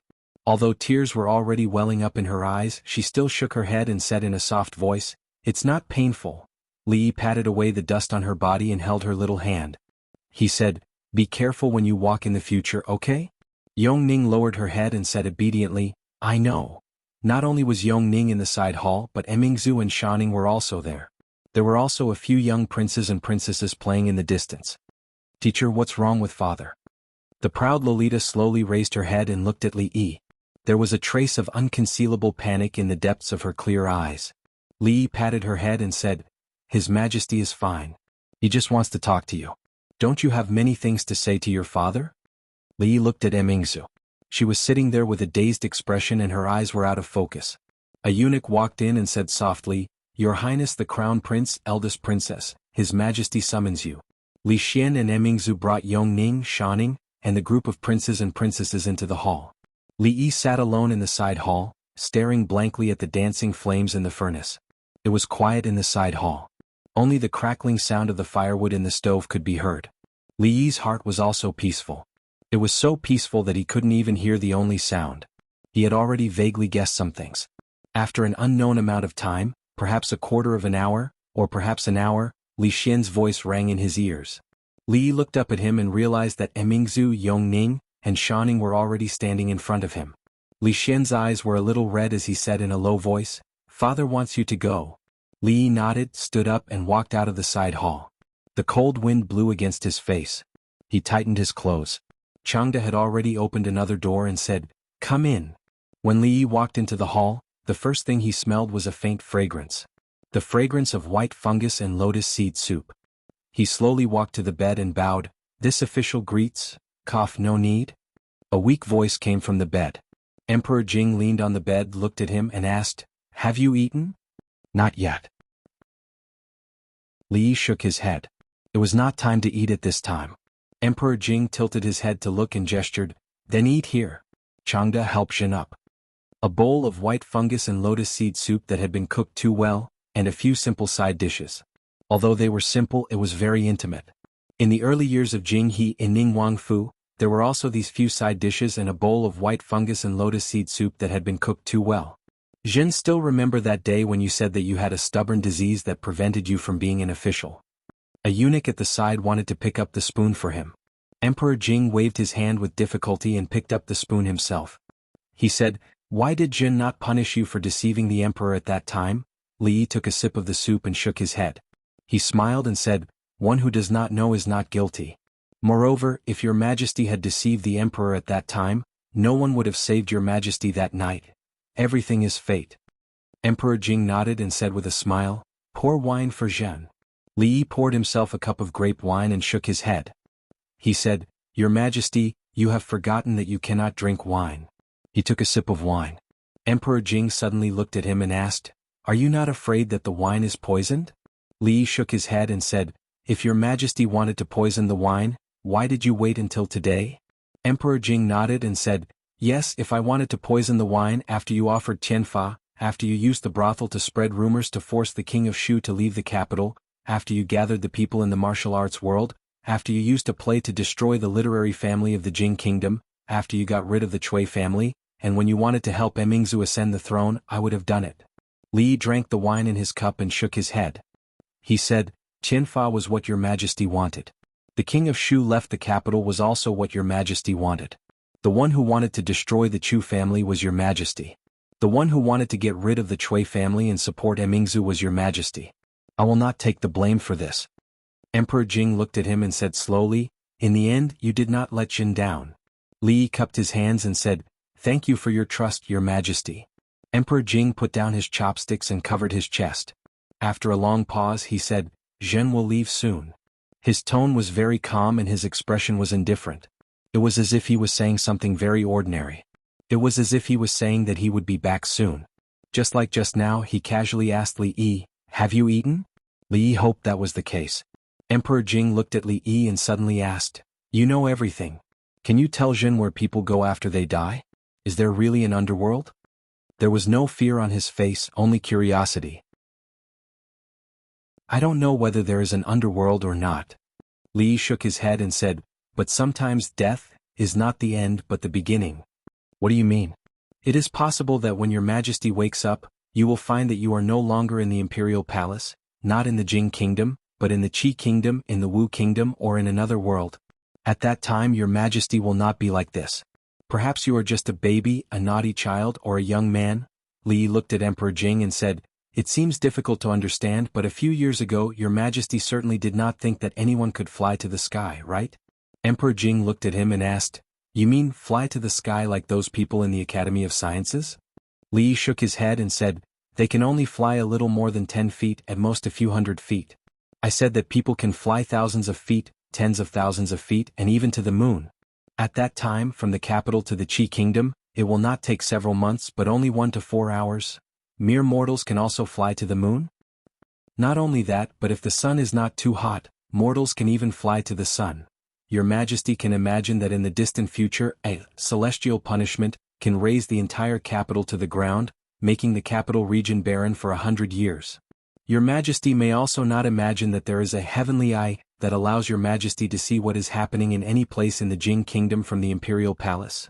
Your majesty certainly can't imagine that one day, I can send a message to your majesty from the Qi kingdom. There is no courier station, no messenger, and the message arrives in an instant. If your majesty wants to destroy the capital of the Qi kingdom, you don't need to mobilize a large number of people. You only need to sit in the Yangju hall and move your finger. The eunuchs standing on both sides, including Changde, had their mouths wide open.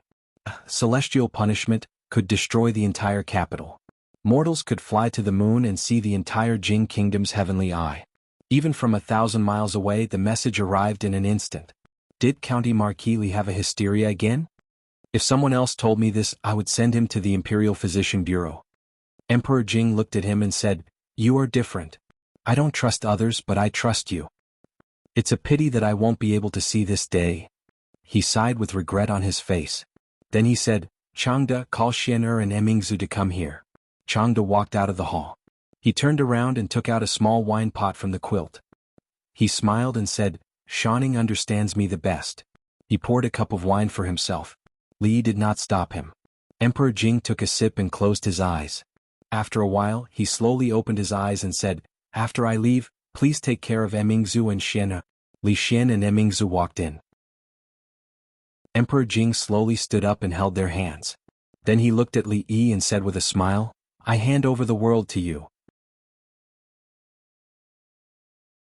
Chapter 971. Today was the 15th day of the first lunar month. The capital was getting more and more prosperous every year. It was just past noon, but the streets in the city were already crowded. The Li family. Xiao Huan poked her head out of the kitchen and said, Young master, I want to eat sesame filling. Second miss also wants to eat sesame filling. The small kitchen was not big to begin with. Li Yi was making yuan xiao, Ruoqing was helping by the side, the proud Lolita was helping on the other side, and Yongning was running around. The place was a bit crowded. Even if the others wanted to help, they could not come in. Li Yi waved his hand to indicate that he understood. Yongning approached Li Yi and said sweetly, Brother, Cindy wants to eat sugar filling. Li Yi's hands were full of glutinous rice flour. He tapped the tip of her nose and said, You can only eat 2 sugar filling. If you have cavities it will be very painful. Yongning thought about it and looked up at him. She held out 3 fingers and said, How about 3? Looking at her pitiful look, Li Yi could only nod. 3 it is, no more? Okay. Yongning nodded her head forcefully. Worried that Li Yi would go back on his words, she hurriedly ran to Shanning's side and stared with wide eyes. The proud Lolita was holding a small sieve and shaking it. Inside the sieve were yuan shao and glutinous rice flour. The yuan shao shaken this way was round and round. She was never tired of this work. After shaking for a while, she slowly walked over and looked at Li Yi. She said, "Sir, can you make some bean paste filling? I will bring it to father when I return to the palace in the afternoon. Father loves to eat bean paste filling the most." Li Yi smiled at her and said, "Sister Shaoqing is already preparing the filling. We will make it together later."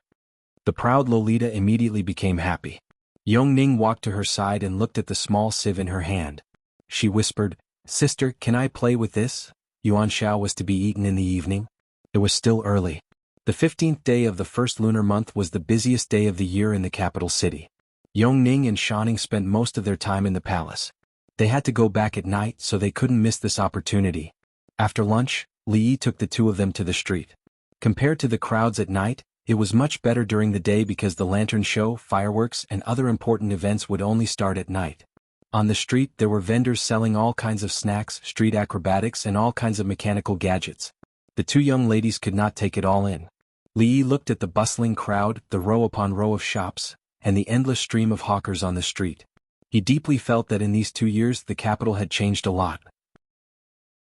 He bought a sugar figurine for Yongning and Shouning that represented their zodiac signs and casually asked the old sugar figurine seller, "Sir, how's business today?" The old man grinned and said, "Business is good.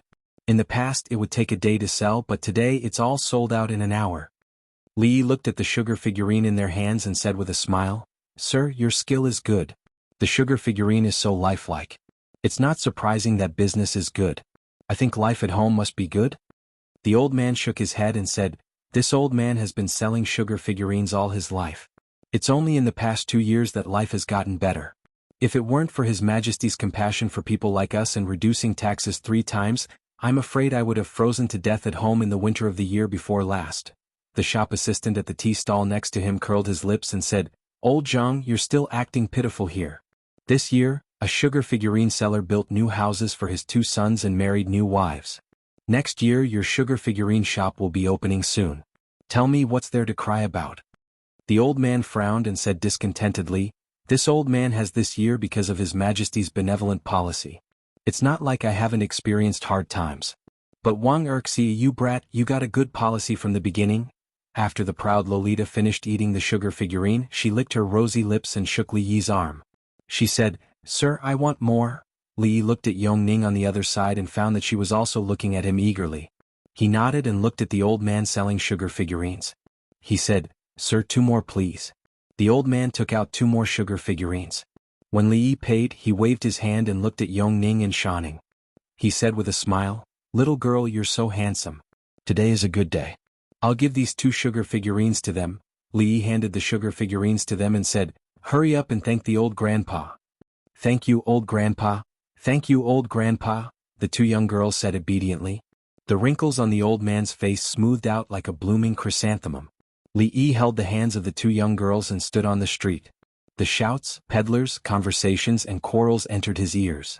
Together with the images in his eyes, they weaved together to form the embryonic form of a prosperous era. It was a pity that the person who weaved it personally would not be able to see the birth of this prosperous era. It's a pity that His Majesty's health. Sigh, everyone is saying that His Majesty is probably, oh my God, why can't he open his eyes and see? The old man and the shop assistant were still chatting. The proud Lolita bit the sugar figurine in her mouth and lowered her head. She said softly, "Sir, let's go home." Li Yi nodded. He held their hands and walked in the direction they had come from. At the stall, the old man and the shop assistant had finished chatting. He glanced around and saw an extra ingot of silver on the table. He was stunned. When they walked into the courtyard, the proud Lolita suddenly raised her head and looked at him. She said, "Sir, when I return to the palace later, give me a jar of good wine. Father said that your wine is the best." "All right."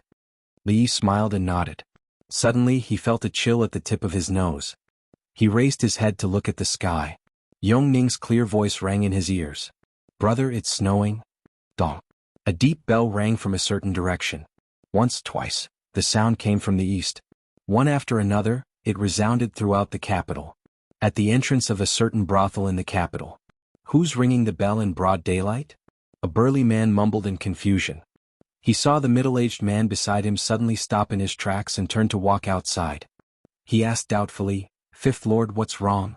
Aren't you going to watch the show?" The middle-aged man shook his head and sighed. "I'm afraid we won't be able to watch the show today. Let's go back." The noisy streets of the capital gradually quietened down as the bell rang. Someone asked, "How many times did the bell ring?" 45. 45. The bell rang 45 times. It was the sound of a great funeral. A man faced the east and slowly knelt down. Beside him, a second man faced the east and followed suit. 3 people, 10 people, 100 people, 1,000 people, 10,000 people. All the officials in the capital, regardless of rank or status, walked out of the guard room and walked to the courtyard. They faced the east and knelt down. At the palace gate, the imperial guards put down their weapons and slowly knelt down. At this moment, only the echoing bell rang in the entire capital. In the Li family, the imperial guard kneeling on the ground stood up and walked to Shaning and Yongning. He said in a hoarse voice, "Your Highness, it's time to return to the palace. 5th year of Jinghe, 15th of the first month, the Lantern Festival. 5th year of Jinghe, 15th of the first month, when the first snowflake of this winter landed on Li Yi's nose, it snowed continuously in 13 provinces of the Jing Kingdom. 5th year of Jinghe, 15th of the first month, the emperor collapsed." Chapter 972. There was no snow in the winter of the 4th year of Jinghe. At the beginning of the 5th year of Jinghe, it was the Lantern Festival, and the snowflakes in the capital were as heavy as a mat. Li Yi stood in the courtyard, and the bell seemed to be echoing in his ears. The snowflakes fell one after another, and in just a quarter of an hour, there was a snowman in the courtyard. Rui held an umbrella and stood quietly by his side. Drunken Mo and Ruocheng came over and looked at him with worry. "Son-in-law." Tears fell from Xiaohuan's eyes, and she helped Li Yi sweep the snowflakes off his shoulders and head. Mississippi Lu strode over, carried him on her shoulder, and walked briskly back to the room. She reached out to seal his acupoints, roughly took off his coat, and threw him on the bed, covering him with a thick quilt. She turned and closed the door in one go. The emperor had fallen, and the country was in mourning. The officials and nobles in the capital, regardless of their official position, were required to fast for 3 days. Within 27 days, the soldiers and civilians in the capital were required to take off their ornaments and wear plain clothes. Marriage was not allowed within a month, slaughter was not allowed within 49 days, and pleasure was not allowed within 100 days. From the day of mourning in the capital, all temples and monasteries rang 30,000 times. In the 5th year of Jinghe there was only the 15th of the first month and no lantern festival. The whole country mourned. The next time Li Yi saw Li Xian alone, it was already 7 days later. His clothes were still gorgeous, but his appearance was very haggard.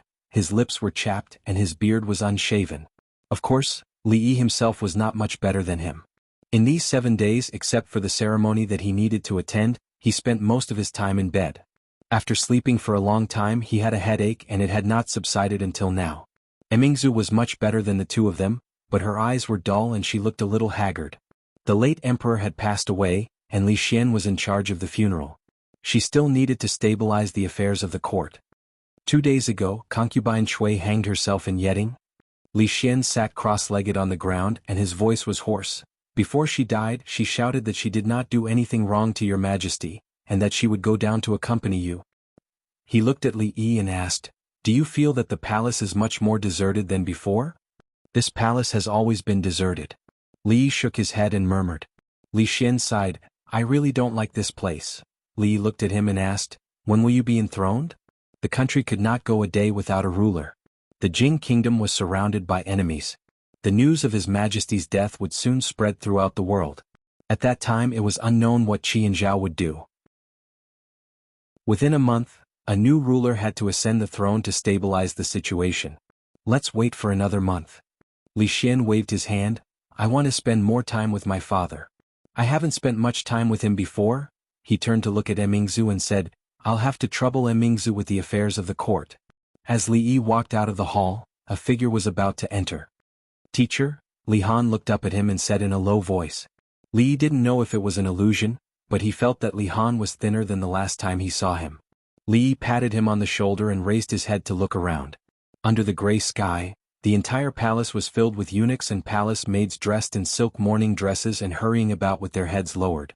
It was indeed much more deserted than before. He didn't leave the palace directly, but walked in another direction.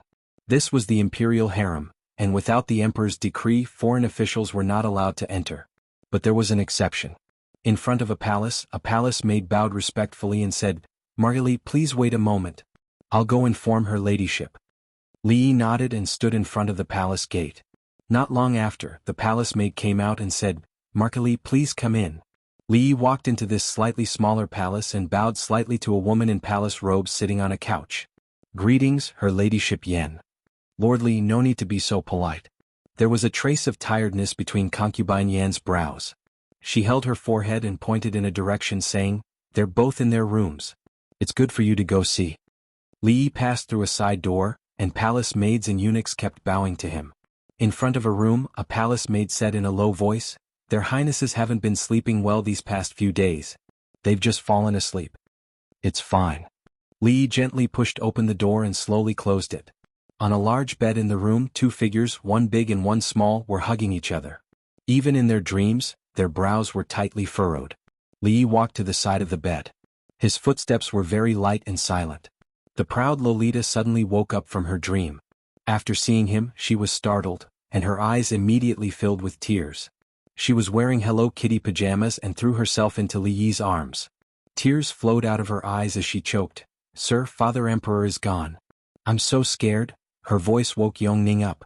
Yongning, who was wearing sheep pajamas, crawled out of the bed. Her eyes were slightly panicked and she grabbed Shanning with one hand and Li Yi with the other, not letting go. Li Yi sat on the side of the bed and held them in his arms. He whispered, "With Sir here, don't be afraid." He looked at the dark room and the tear-stained face in his arms. He helped her wipe away her tears and said, "Hurry up and put on your clothes. Sir will take you out of the palace." "Really?" The proud Lolita raised her head to look at him, and there were still traces of tears on her face. "Really?" Li Yi nodded.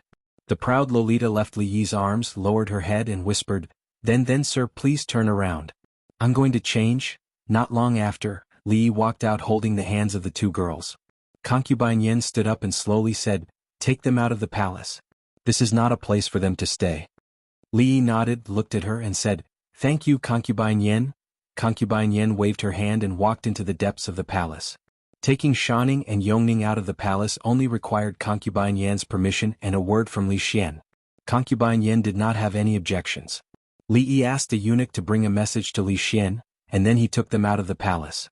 When he walked out of the palace he looked back.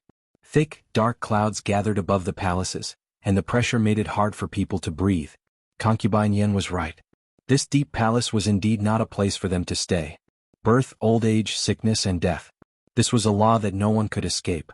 Heaven was unfair. Some people were born to be beggars and some were born to be emperors. Heaven was also fair. No matter beggars or emperors, they could not escape death in the end. Heaven was impartial.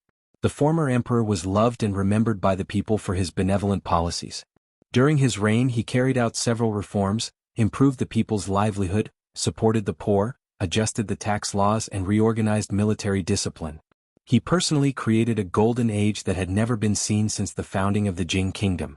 Now that the former emperor had passed away, the golden age had ended, and the whole country was grieving. In a month, the new emperor would be enthroned, and that would be the beginning of a golden age. A new golden age. Foreign Affairs, Chapter of Emperor Jing. On the 15th day of the first lunar month in the 5th year of Jinghe, it snowed continuously in 13 states of the capital region, and the emperor passed away in the Hall of Healing. At the entrance of the emergency room of Shijing City Central Hospital, China. A little girl of about 5 or 6 years old had tears in her eyes. She held a woman's hand and sobbed, "Mom, I'm sorry.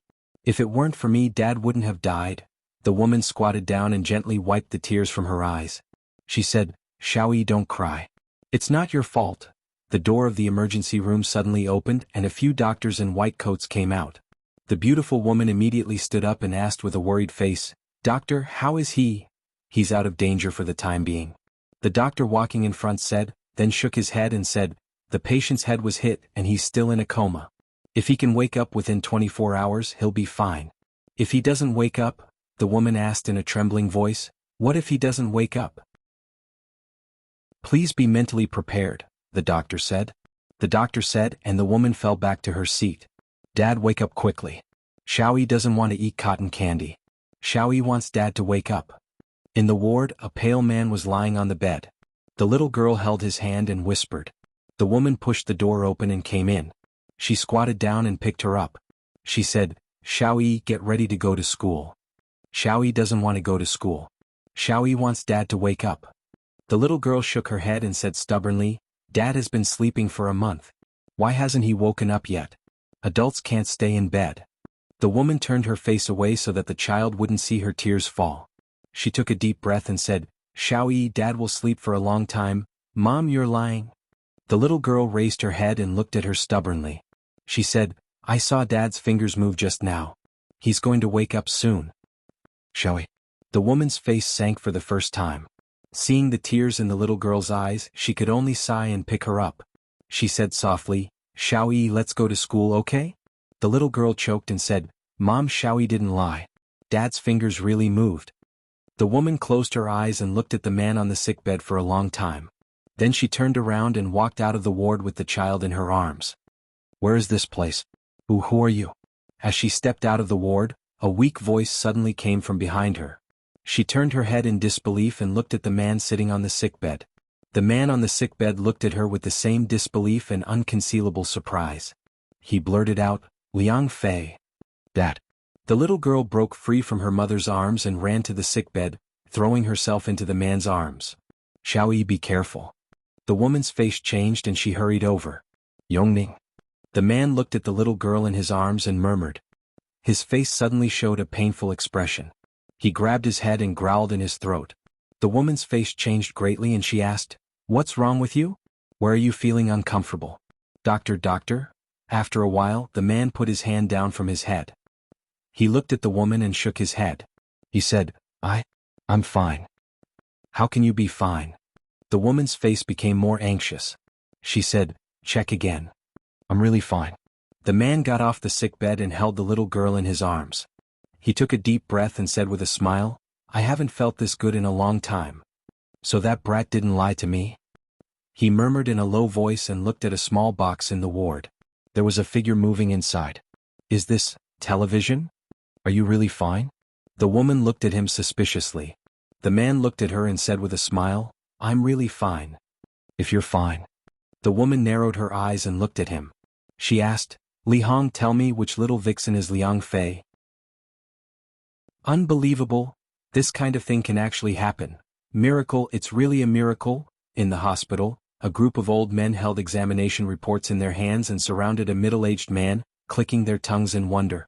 Facing the director of the central hospital and more than 10 leading doctors in the medical world, the man's expression was calm. He asked with a smile, Can we go now? An old man looked at him from head to toe for a while before nodding. You can go after signing this piece of paper. However, to be on the safe side, come back for a follow-up in a week. The man took the ballpoint pen from him. After looking at it in his hand, he frowned. He glanced around and caught a glimpse of something in the corner of the office. He strode over. When everyone saw this, they all looked over. He picked up a writing brush, dipped it in ink, and wrote down his name. Good writing. At that moment, an old man's eyes suddenly lit up. He looked at him and asked, May I know which leading master in the calligraphy world is this gentleman's teacher? After smiling, the man picked up the little girl with one hand and the woman with the other and strode away. Li. The old man stroked his beard and said doubtfully, I've never heard of him. Walking out of the hospital, the man looked at the towering buildings and the iron shells shuttling on the streets. His face showed shock. When did you learn to write with a brush? The woman turned her head and looked at him in surprise. She asked, Why didn't I know? The man smiled and said, A long time ago. When the woman was about to speak, the mobile phone in her pocket suddenly rang. The man looked at the mobile phone in her hand in a daze and murmured, Voice from 1,000 miles away? The woman smiled and answered the phone. She said, Mom? Yes, he's already awake. We've checked him and there's no problem. We'll be back soon. After hanging up the phone, she found that the man had been looking at her. She blushed slightly and said angrily, Why are you looking at me? The man smiled and said, Because you're good looking. Don't be serious. The woman glared at him and said, Are you hungry? Let's go eat first. The man shook his head and said, I want to go to the library first. The woman looked at him and asked uncertainly, now? The man nodded and said, now. Well, the provincial library is only 2 stops away from here. The woman nodded and said, you've just been discharged from the hospital. It's appropriate for you to exercise. Let's walk. As soon as she finished speaking, a panicked voice suddenly came from the hospital. Catch the thief. Catch the thief. A figure ran out of the hospital in a panic. When he passed by the man, he suddenly stopped. It was not because he felt guilty and wanted to repent, but because a hand like an iron clamp grabbed his wrist. You're courting death. He was shocked and angry. He pulled out a dagger from his waist and stabbed the man's waist. No. The woman only had time to let out a scream.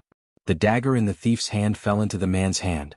The man held the little girl in one hand and threw the dagger aside. He looked at the thief and said coldly, how dare you? The thief looked at him and felt an oppressive momentum. Suddenly, a burst of fear came from the bottom of his heart. His back was soaked with cold sweat. His legs gave way and he fell to the ground. Wow. Dad is so powerful. The little girl put her arms around the man's neck. Her eyes were full of little stars. She kissed him hard on the face. The woman next to him also looked at him in disbelief. Her beautiful eyes were full of splendor. The hospital security guards rushed out and restrained the thief. A young woman ran out and bowed to the man. My ID card and bank card are in the bag. Thank you so much. The man looked at her miniskirt and revealed a small part of her chest. He frowned and said, you're naked in broad daylight. What a scandal. The young woman looked up at him and said, you. The man shook his head. As a woman, how can you be so shameless? You're crazy. The young woman glared at him and hurried away in high heels. A moment later, in the sightseeing elevator of the provincial library, the man looked at the gradually shrinking figure below and smiled. Why did you have to come to the library? Walking out of the elevator, the woman shook her head and said, what books do you want to buy? I'll go buy them. You and Xiaoyi sit here for a while. The man shook his head and said, just walk around here. I'll go back in a while. Next to a bookshelf, the man picked up a book and murmured, Apollo Program, Amsterdam, Moon Landing, Universe, Black Hole, Interstellar Travel, TNT, Atomic Bomb, Hydrogen Bomb. He walked to another place and picked up a newspaper. iPhone 10 production stopped, Song Jingkong announced marriage. The woman walked to his side and asked in confusion, what are you talking about? Nothing. The man smiled and closed his eyes. He quickly opened them and said, let's go home. You're not buying books? Not anymore. The man nodded. He carried the little girl and held the woman's hand. When they walked to the elevator, he glanced at the rest area and suddenly stopped in his tracks. The woman turned around and looked at him. What's wrong? I met a friend. The man put the little girl down and said, Xiaoyi and Mom stay here for a while. Dad will be there soon. He walked to the rest area and walked to the side of a young man. He pointed at the computer on the table and asked with a smile, young man, can I borrow your computer for a while? The young man raised his head and nodded sleepily. He made way for the man. The man sat down and opened the browser.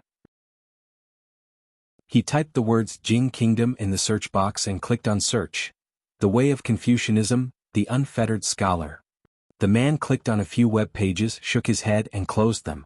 Thank you. What's your name? He smiled and extended his hand. The young man was stunned. He shook his hand and said, Li Yi. Nice to meet you. The man smiled at him. The young man nodded and turned around to sit down. The man raised his leg and kicked the young man's butt. The young man lay on the ground in a very indecent position. How dare you flirt with my daughter? I'll collect some interest first. The man glared at him fiercely and turned around to leave. The young man got up from the ground in shock. He stared blankly at the elegant man in a suit as he left. He cursed in his heart. He just came to the library to take a nap, but he actually met a lunatic at the door of the elevator. The middle-aged man picked up the little girl and held the woman's hand. He smiled and said, Let's go home. The little girl looked at him and asked worriedly, Dad won't sleep again, right? The man touched her head and said with a smile, He won't. The woman beside him glanced at him and said, I'll let you go for now. Tell me honestly who Liang Fei is when we go back. Chapter 973. It was already the 3rd month of the 5th year of Jinghe. In the 3rd month of spring, the grass was long and the orioles were flying. It was the season of recovery. The green willows in the hibiscus garden had already sprouted new buds, and the apricot forest was filled with a delicate fragrance. The blue water rippled in the breeze and a girl's voice was crisp and sweet. "Sir, come and see, I caught a big fish." Li walked over and helped Shanning take the fish off the hook. At the age of 14, the girl's face had lost most of its immaturity. When she raised her head and smiled, it seemed that the spring scenery in the garden was a lot brighter. A guard took the fat fish, skillfully cut open its belly, removed the scales, and handed it to Prince Jean Li Han, who was next to the grill. Li Han, who was close to 13 years old and could roast fish well, was already the official dean of the academy. His originally chubby face had started to become more angular. At this time, it had been more than half a month since Li Xian ascended the throne at the beginning of March. The former emperor, Renzong, died at the beginning of the year. Jing He's reign ended in the 5th year, but to establish a new era, it would have to wait until next year. Just like the late spring, in the 3rd month of spring, the capital and even the entire Jing kingdom began to exude vitality. The court was running steadily, the people lived and worked in peace and contentment, the public security was good, and the economy was booming. Of course, these had nothing to do with the unreliable emperor. Li Xian was using a microscope to observe the microorganisms in the lake. Things made with glass were no longer much of a challenge for the Academy of Sciences. They had already made presbyopic glasses, which could be said to be a blessing for some old ministers in the court. It was said that after an old imperial censor's presbyopia was cured, he didn't say a word about Li Xian wanting to increase research funds for the Academy of Sciences. Li Xian, the bastard emperor, was so lazy that when he presided over the funeral of the late emperor, he entrusted all the affairs of the court to his assistant, Mingzu. After he ascended to the throne, he seemed to have completely forgotten about this matter. At first, he did not forget to attend the court every day, but he only persisted for 10 days before handing over all the affairs of the court to Mingzu with the excuse that he was busy with his research. The officials had nothing to say. After going through so many things, they understood that the Jing kingdom could not live without a princess, nor could it live without His Majesty. Such an arrangement seemed absurd, but it was the most suitable one. Li Yi held Yongning's hand and walked towards the lawn with Shanning by his side. 2 small figures walked and crawled on the lawn. Occasionally they would lose their balance and fall. Rui and Crown Princess. Now they should be called the Empress. Rui and the Empress had told the maids and guards around them to let them play by themselves. After falling and beating, the bodies of the children, who were almost 1.5 years old, would become stronger. From the 4th year to the 5th year of Jing He, among the officials and nobles in the capital, the Wang family was undoubtedly the biggest winner. In the beginning, many people thought that the Wang family was destroying the foundation of the family by marrying the crown prince instead of the king of Shu, who was favored by the officials. Now those people had to rely on the Wang family to survive. They had the most powerful financial resources in the Jing kingdom and were backed by the most powerful forces in the Jing kingdom. Who could compete with the Wang family? If there was only one family. In terms of financial resources, ordinary people would naturally think of the god of wealth's family in the Jing kingdom. However, a small number of people knew that the Li family's financial resources were not far from the Wang family's, or even surpassed it, in terms of power. Although the Wang family had the empress, they still couldn't compare with the favored officials of the 2 dynasties. The Wang family didn't need to compare either, because the Wang family and the Li family had a special relationship.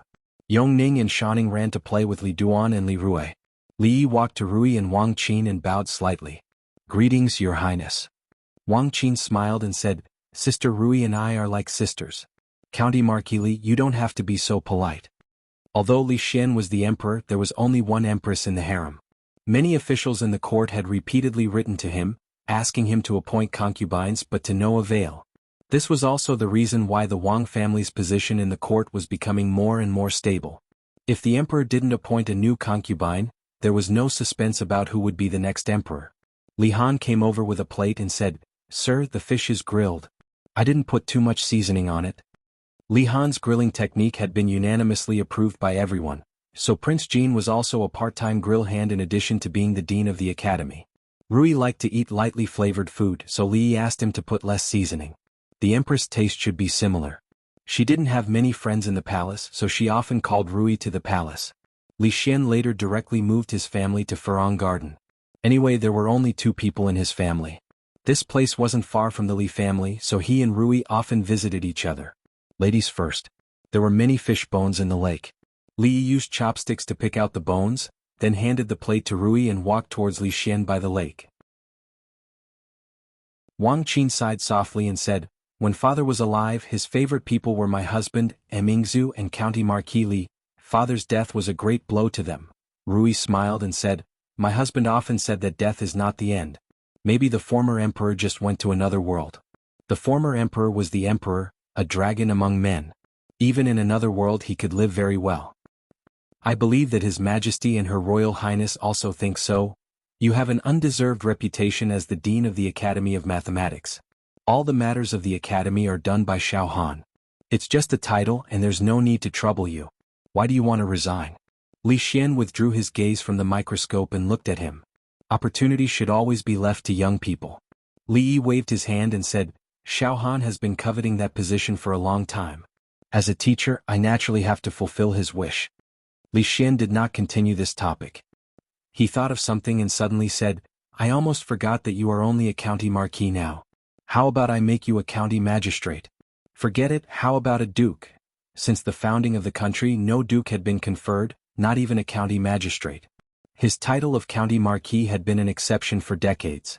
Li Yi looked at Li Xian and asked, "Why don't you make me a prince?" "You want to be a prince?" Li Xian thought for a while and said, "If you want to be a prince, I'll write an edict when I go back." If Li Xian really issued this edict, there might be a courtier who would kill himself tomorrow. For the sake of his own reputation, Li Yi waved his hand and said, "Forget it. A county marquis is good. His Majesty is gone and there's no point in being a duke or a prince." He looked at Li Xian and said, "You can't throw all the matters of court politics to Mingzhu. You are the emperor and you are also a man. Can't you act like a man and shoulder the responsibilities you should bear?" Li Xian looked at him and asked, "What's wrong? Do you feel sorry for her?" "If you feel sorry for her, you can help her yourself." Li Xian glanced at him and said, "You and Emingzu can solve any problem if you work together." Li Yi took a deep breath and asked, "Are you the emperor or am I the emperor?" Li Xian asked back, "Do you like Emingzu or do I like Emingzu?" Li Yi was defeated again. "However, you are right about one thing." Li Xian thought for a while and suddenly said, "Since you are a man, you should bear the responsibility that a man should have." Li Yi nodded. This guy was somewhat responsible. Li Xian looked in a certain direction and murmured, "Little Han is already 13 years old. In another 2 years he will be a man, right?" Somewhere by the lake, Li Han, who was roasting fish, suddenly had goosebumps and his body couldn't help but tremble. Chapter 974. In a feudal society where imperial power was supreme, the throne was the most dignified and supreme thing. Li Xian's way of thinking, which was like kicking the throne around like a ball, was very different from the ancient people. Li Yi felt deeply guilty. Thinking about how Li Yi was obsessed with mental arithmetic and was exactly the same as him as his teacher, Li Yi felt that his sins were even deeper. Li Xian was still young, and his thoughts were too idealistic and unrealistic. In 2 years he would understand that the throne wasn't something he could give up just because he wanted to, and he could give it to whoever he wanted. Li Han could be a good head of the Arithmetic Academy and he could be a cook, but it was unlikely that he could be a good emperor. At least this was what Li Yi thought when he ate the fish he roasted. After handing over the fish with the bones removed to Yongning and Shaning, Li Han walked over and looked at Li Xian in the distance. He asked hesitantly, "Teacher, what were you talking about with my brother?" Li Yi picked up a piece of fish and asked, "What's wrong?" Li Han shook his head and said, "Nothing. It's just that I have a bad feeling." Children nowadays had a strong desire to live. Li Yi looked at him and shook his head, saying, "We didn't talk about much. Don't think too much, go roast another fish." Furong Garden had a quiet environment and pleasant scenery. Other than Xujiang Gardens, it was one of the 2 most beautiful imperial gardens in the capital. The Li family wasn't far from these 2 places. When he and Rui went home, they didn't even need to take a carriage. Li Yi carried the already asleep Li Duan. Rui tilted her head and looked at him, asking, "Husband, do you feel that Duaner really likes Xiao Rui?" Such a young child actually didn't know whether he liked or not. It was just that the 2 children had played together for a long time and were used to it. If it was a kitten or a puppy he would still like it. Li Yi looked at her and asked, "Did Her Majesty and Yangzi say something?" Rui smiled and nodded. She said that Duaner and Xiao Rui were born on the same day. It's fate from their previous lives. If they can grow up together like this, they can be considered childhood sweethearts. Why don't we settle the marriage now? Because of his own experience, Li Yi abhorred things like arranged marriages or child betrothal. He shook his head and said, "Their affairs will depend on themselves in the future. We'd better not interfere too much." Rui obviously liked Xiao Rui very much. She thought for a moment and said, "But Xiao Rui is a princess. When the time comes, many people will want to marry into the royal family. If the duenna likes her and she is betrothed to someone else, then let's snatch." Li Yi said without hesitation, "My wife is the best at snatching people."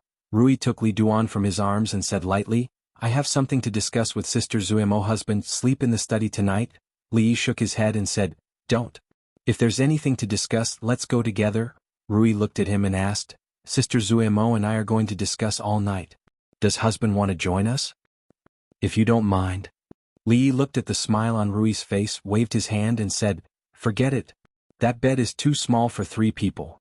He had originally planned to marry Zuemo at the beginning of the year, but because of the death of the former emperor, he could only postpone the date. Now, although a month had passed, there was no auspicious date in a short period of time. Of course, the more important reason was that he thought that the time between the two events was too short, and he felt uneasy. He was gratified that Zuemo could understand this and even comforted him. How lucky he was in this life to be able to meet these women. Thinking about it, this might also be God's compensation for his previous life. After all, he went to the library with the intention of learning. Not only did he meet a psychopath who returned kindness with ingratitude, but he also encountered an incredible fire. God owed him too much. At the gate of the Li mansion, Li Yi unexpectedly saw a person. The gatekeeper of the Li family said politely to a young man, "Sir, my master and madam have gone out. I don't know when they will be back. Why don't you come again tomorrow or wait in the mansion?" The young man cupped his hands and said, "In that case, I will come again another day." "No need for another day." Li Yi walked over, patted Jiang Ziyan on the shoulder and said with a smile, "Brother Jiang, what's the matter? Let's talk inside." The expression on Jiang Ziyan's face immediately became respectful. "Lord Li." In the mansion, the maid served good tea. Li Yi looked at Jiang Ziyan and asked with a smile, "Brother Ziyan should be leaving soon, right?" "Yes, the appointment from the Ministry of Personnel has been issued. I will leave tomorrow." Jiang Ziyan nodded and suddenly stood up. He bowed deeply to Li Yi and said, "Jiang Ziyan thanks Lord Li for saving my life." His former friend had almost pushed him into the abyss. His former enemy had not only saved him from prison, but had also given him a bright career. At this moment, standing in front of Li Yi, his heart was in turmoil and he could not control himself. Li Yi stood up and helped him up. He said, "Brother Jiang, please be careful on this trip to Qingyan Prefecture. Anxi County is also your hometown. You must govern it well in the future. Don't let your people down." Jiang Ziyan's expression was solemn. He bowed and said, "Ziyan will not let Lord Li down." Li Yi smiled and said, "You don't have to be so polite. Sit."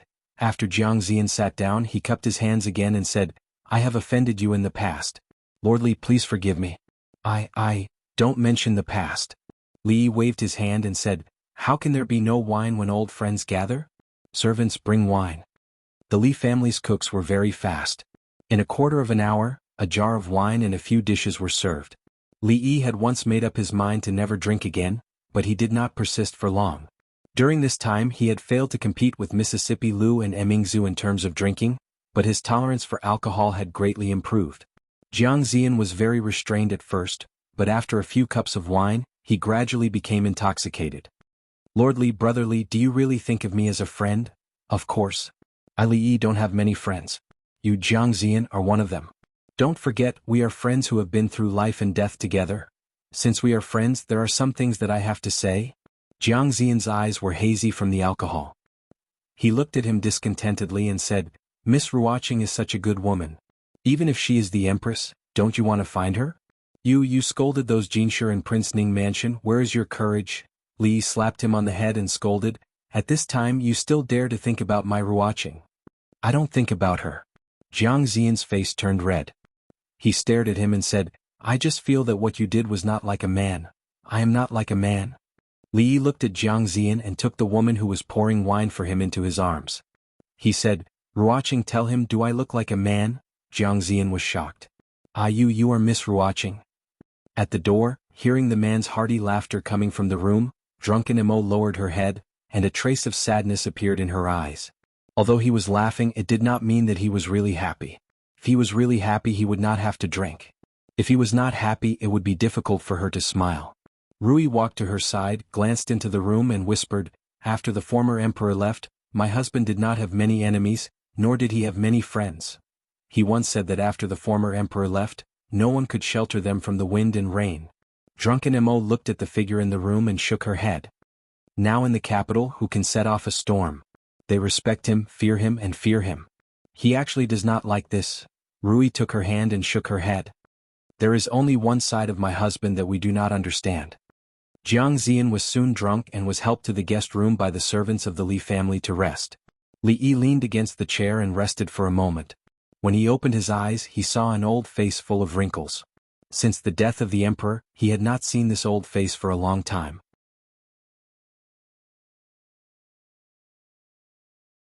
Chapter 975. After the death of the previous emperor, Changde had gone to the mausoleum to guard it. There was still a long way to go before the one-year deadline. Seeing him here, other than pleasant surprise, Li Yi was also surprised. "Chang, why have you come out?" he asked in surprise. He then waved his hand and poured a cup of wine for him. "Don't say anything else. It's not easy to see each other, let's drink." Changde's old face remained expressionless. He didn't touch the wine cup. Lightly he said, "The emperor can't see the world anymore, so I came out to see for the emperor. I say, can you not always put on that dead face?" Li Yi handed the wine cup to his hand and said with some dissatisfaction, "If you have nothing to do, smile more. Smiling can extend your life by 5 seconds. You're already so old, shouldn't you be more careful?" Changde opened his mouth and asked, "Should I smile like this?" Li Yi looked at his smile and paused. He then shook his head and said, "Never mind, it's best if you don't smile." Changde picked up the wine jar and took a big gulp before saying, "It's all thanks to you that the emperor was able to last these years. If it weren't for you, the emperor would not have been able to let go of the world before he died." Li Yi waved his hand. "There's no need to say such things." Changde put down the wine jar and looked at him. "What plans do you have for the future?" "What plans?" Li Yi thought for a bit and then shook his head. "I don't know. What about you? In a year will you still return to the court?" Very few people knew that Changde was not only the head of the internal surveillance but also the true leader of the Secret Intelligence Bureau. He had single-handedly established the Secret Intelligence Bureau. He was a knife in the hands of the previous 2 emperors, a sharp blade hanging over the heads of the officials and nobles in Jingdo. "Didn't you say that opportunities are for the young?" Changde looked at him and shook his head. "Even you are not a young man, so why should this old man occupy this position and not leave? The previous emperor entrusted His Majesty to me, and now that His Majesty has left, this old man's mission is complete." Li Yi lowered his head and drank without saying a word. The departure of the former emperor not only represented the replacement of the old and the new dynasties, but it was also a turning point for him, for Changde, for Li Xian, for Emingzu, and for some others. Once one's position changed, one's former friends and enemies would no longer be the same. Changde raised his head and took another gulp. Suddenly he said, "Before His Majesty left, he asked me to pass a few words to you." "What did His Majesty say?" Li Yi looked up at him. Changde narrowed his eyes and said, "His Majesty wants me to tell you that if you betray Emingzu, he won't let you off even if he's in the underworld or in another world." Li Yi's expression didn't change as he asked, "What else?" "When you leave, take Yongning with you. She can't live without you." Li Yi nodded. These were 2 souls that were connected to each other. Not only could Yongning not live without him, he could not live without Yongning either. He looked at Changde and continued to ask, "Anything else?" "Don't hurt Shawning. She's still a child who doesn't understand anything." Changde put down his wine cup and said, "When she truly understands these things, let her make her own decision." Li looked at him and asked, "Understand what?" Changde shook his head and said, "I'm just passing on His Majesty's words to you." Li thought about it and nodded. "Okay." After the death of the former emperor, Chief Eunuch Changde guarded the imperial mausoleum for a year. During this year he didn't leave the mausoleum at all.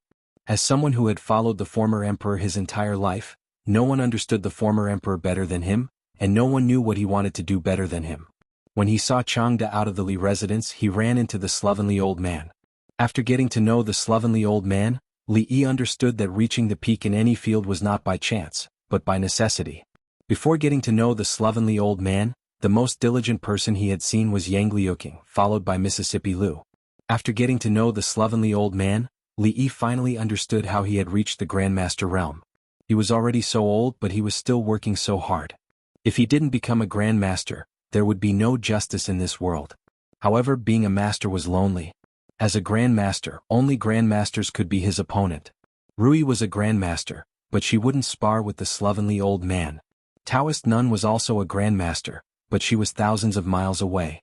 There were also Grandmasters nearby. Li Yi still didn't know what realm second great-uncle was at, but he was definitely strong enough to be a match for the slovenly old man. Unfortunately, he wasn't so lonely in front of second great-uncle. Of course, the closest Grandmaster was Old Man Chang in front of him. The two were about the same age and their realms were similar.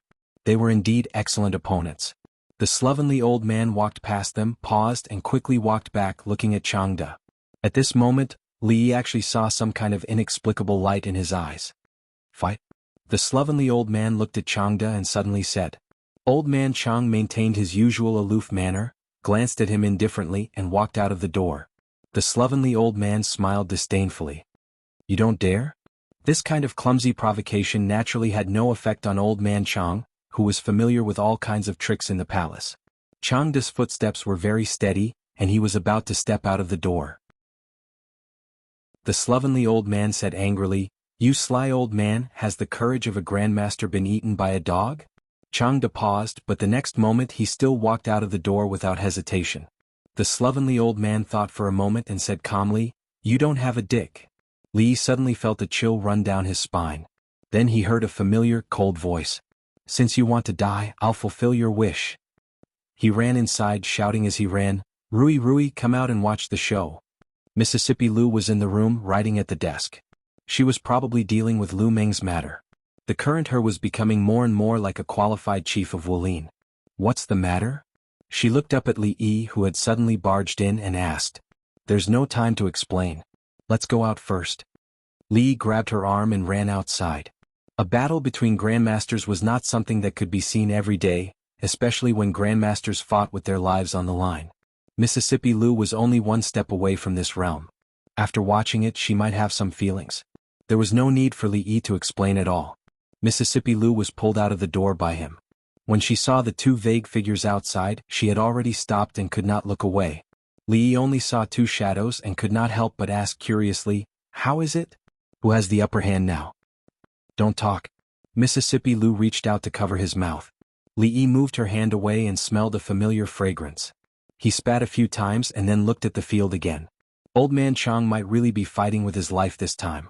He fought from the ground to the top of the wall, from the top of the wall to the sky, and finally from the sky to the ground. Li Yi could not see their moves clearly. After about a quarter of an hour, there was a loud bang. The two figures separated and stood on one side of the wall. It felt like the battle between Shimen Chueshue and Yi Guqing. Awesome. I haven't fought so happily for a long time. The sloppy old man laughed and said, I can't beat you and you can't beat me. Let's call it a draw today. Let's fight another day. What do you think? Changde's fists, which were hidden in his sleeves, trembled slightly. He looked at him coldly and jumped off the wall. Without saying anything, he turned around and left. Seeing him leave, an unnatural flush appeared on the sloppy old man's face. He jumped down from the top of the wall and muttered, This old thing is worthy of being from the palace. If it wasn't for the fact that he has made some progress these days, he would have lost face today. Mississippi Lu stood where she was, deep in thought. Li Yi looked at her, walked to the sloppy old man and asked, Su, how difficult is it to break through the bottleneck of supreme power? Do you have any experience? It's difficult, but it's not difficult either. The sloppy old man looked back at Mississippi Lu and said, Some people find it difficult in their bodies while others find it difficult in their hearts. Let go of your obsession and worries, and only then can you pass the barrier of your heart. After saying that, he strode inside. Li Yi followed closely and asked curiously, What do you mean? Those who should understand will understand as soon as they hear it, and it's useless for those who shouldn't understand to say it. The sloppy old man smiled and said, Whether or not your clan's second miss and that little princess can take that step in this lifetime will depend on whether or not they can overcome the barrier of their hearts. What stubbornness, worry, or lack thereof. Instead of advising others to practice diligently, what idealism was this? Li Yi looked at the sloppy old man and suddenly asked, So, Elder Su has also once let go of his stubbornness and worries? The sloppy old man stopped and a complicated expression appeared on his face, but he did not answer. Li Yi thought for a moment and said, I have one last question. Yes. The sloppy old man's figure disappeared, leaving only a long sigh. Chapter 976. Who do you love? Li Yi looked at the empty courtyard and asked in confusion. He just wanted to ask the sloppy old man what his chances of becoming a grandmaster were. After all, if Rui and Emingzu were blocked at the door of grandmaster status and couldn't take that step, he still had a chance to catch up and restore his manhood. Who did he say he loved? Changda? He had heard of friendship forged by fighting, but he had never heard of gay love forged by fighting. Could it be that the two of them had fallen in love with each other and developed into a gay relationship? Yeah. Hearing a voice coming from behind, Li Yi looked back and saw the old woman standing at the door looking at him. Come in with me for a moment. The old woman turned and walked into the room. Li Yi didn't hesitate and followed. The old woman had always been very concerned about the Li family. This time she had set the date and written all the invitations. All she had to do was wait to send them out, but it was a national funeral. She felt a bit regretful. After the 1-month deadline, she mentioned it to him twice in a vague way, but he deliberately avoided it. It seemed that he couldn't wait any longer. The old woman put away the wine jars in the room and said, The previous emperor treated you and the Li family well when he was alive. You should be grieving when the previous emperor passed away. But the dead are gone and the living must live on well. You still have Rui, Zumo and Duaner. You shouldn't be overly sad. Li Yi smiled and nodded. I know. In the beginning, his mood was indeed gloomy for a long time. That was because ever since they first met in Qing and Fu, there had been no relationship between the ruler and his official. They were ruler and official and they were also friends. Even though he had always been mentally prepared when the day really came, it was still difficult to accept. But just as the old woman said, the dead were gone, and the living must live well. Being overly immersed in the sorrow of the past was irresponsible for the future and the performance of a coward. His Majesty didn't come today? The old mistress nodded slightly and suddenly asked.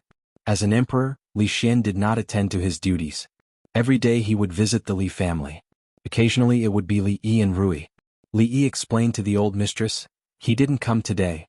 Rui and I just came back from Lotus Garden. Madame Dowager looked at him and asked, You and His Majesty have known each other for 4 years, right? Li Yi thought about it and said, Less than 4 years. He and Li Xian first met in July of the 1st year of Jinghe. Now it was March of the 5th year of Jinghe. There were still 4 months until the 4th year. 4 years is not a short time. The old mistress sighed and said, It is the Li family's fortune to be favored by 2 emperors. But you must remember that His Majesty is His Majesty.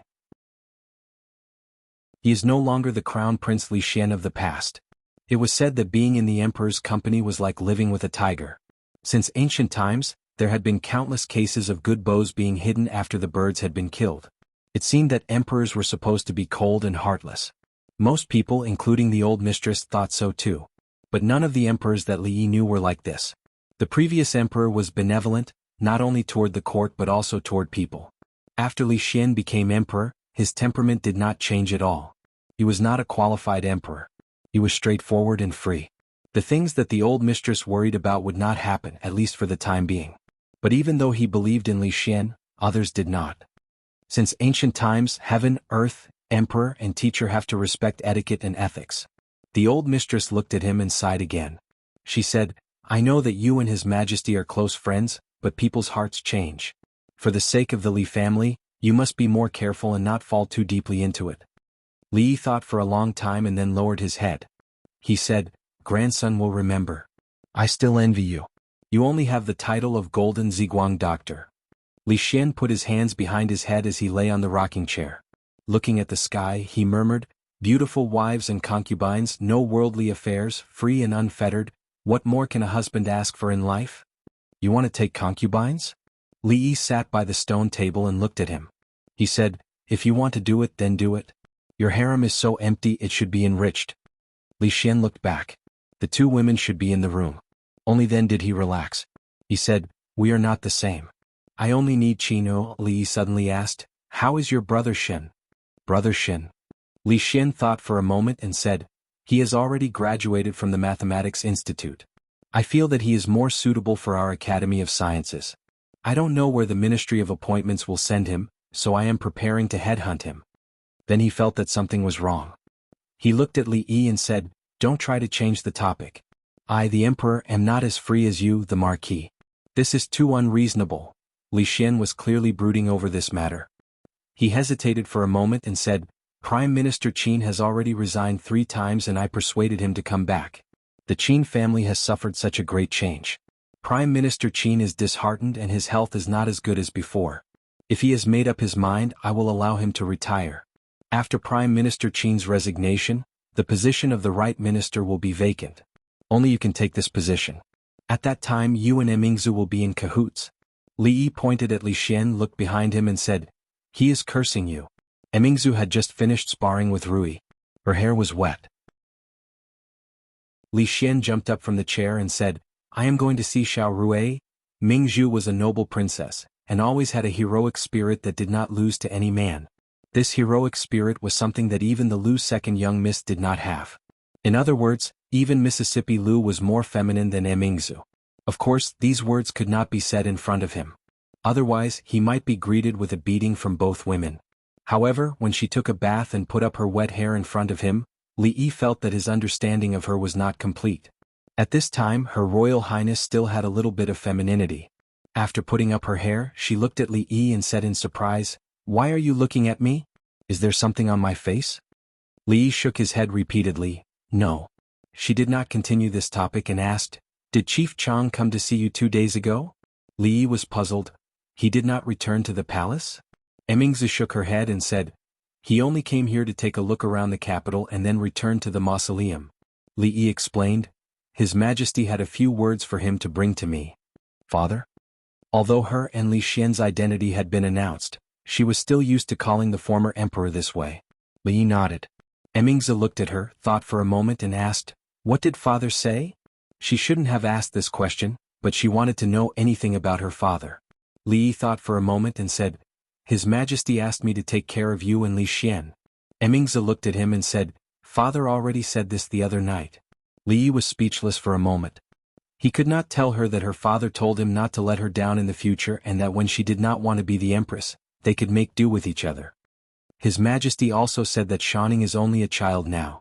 When she grows up, she can make her own decisions. Emingzu looked at him and asked in confusion, "What does that mean?" "Yes, sir, what does that mean?" The girl ran out of the room, thought for a moment and said with some dissatisfaction, "I am already 14 years old, I am not a child anymore." Li Yi patted her head and said, "When will you stop saying that you're not a child anymore?" "You're not a child anymore?" The dizzy girl nodded and said, "When that time comes, will I be able to make my own decisions?" Li Yi nodded, "This is your father's verbal order, it is the same as an imperial edict. I knew father treats me the best." The girl smiled excitedly and her eyes flashed. She murmured, "Can I make my own decisions? I will ask Brother Xian to write an imperial edict when I go back."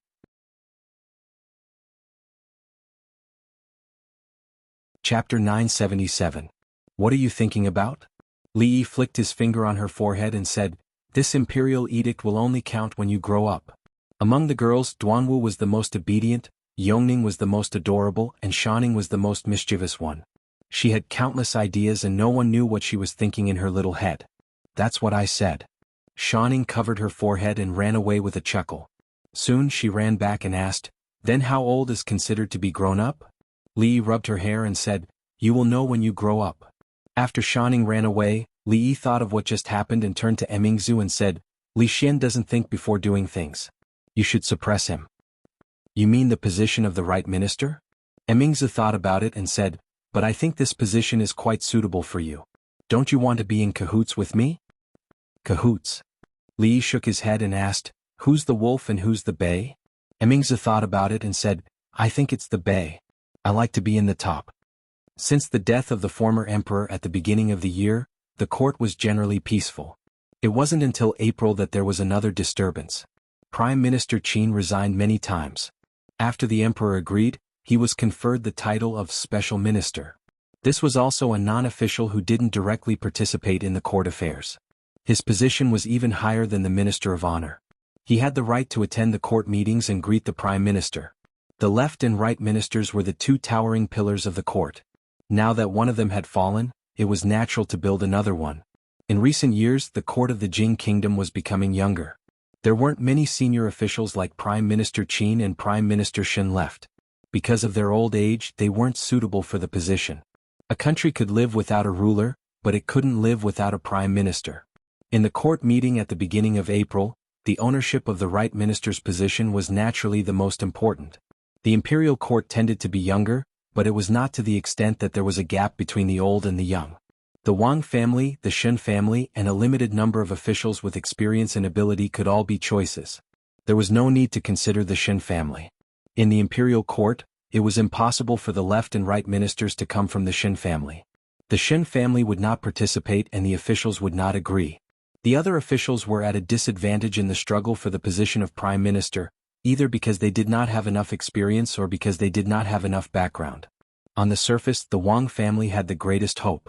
Because of the empress, the officials were almost certain that the Wang family would rise to a higher level this time. However, His Majesty stood his ground against the opinions of the masses and wanted to bestow the position of right minister to County Marquis Li. This made all the officials' jaws drop. Although His Majesty favored County Marquis Li, he had to be fair to all the officials in the imperial court. It was a bit too much to be swayed by emotions and want to pile all the good things on County Marquis Li. What's more, the position of prime minister was not a cabbage. It was the cornerstone of the imperial court. It needed both ability and experience. No one doubted County Marquis Li's ability, but his experience, forget it, let's not talk about experience. In the past 2 years, a certain atmosphere had been formed in the imperial court.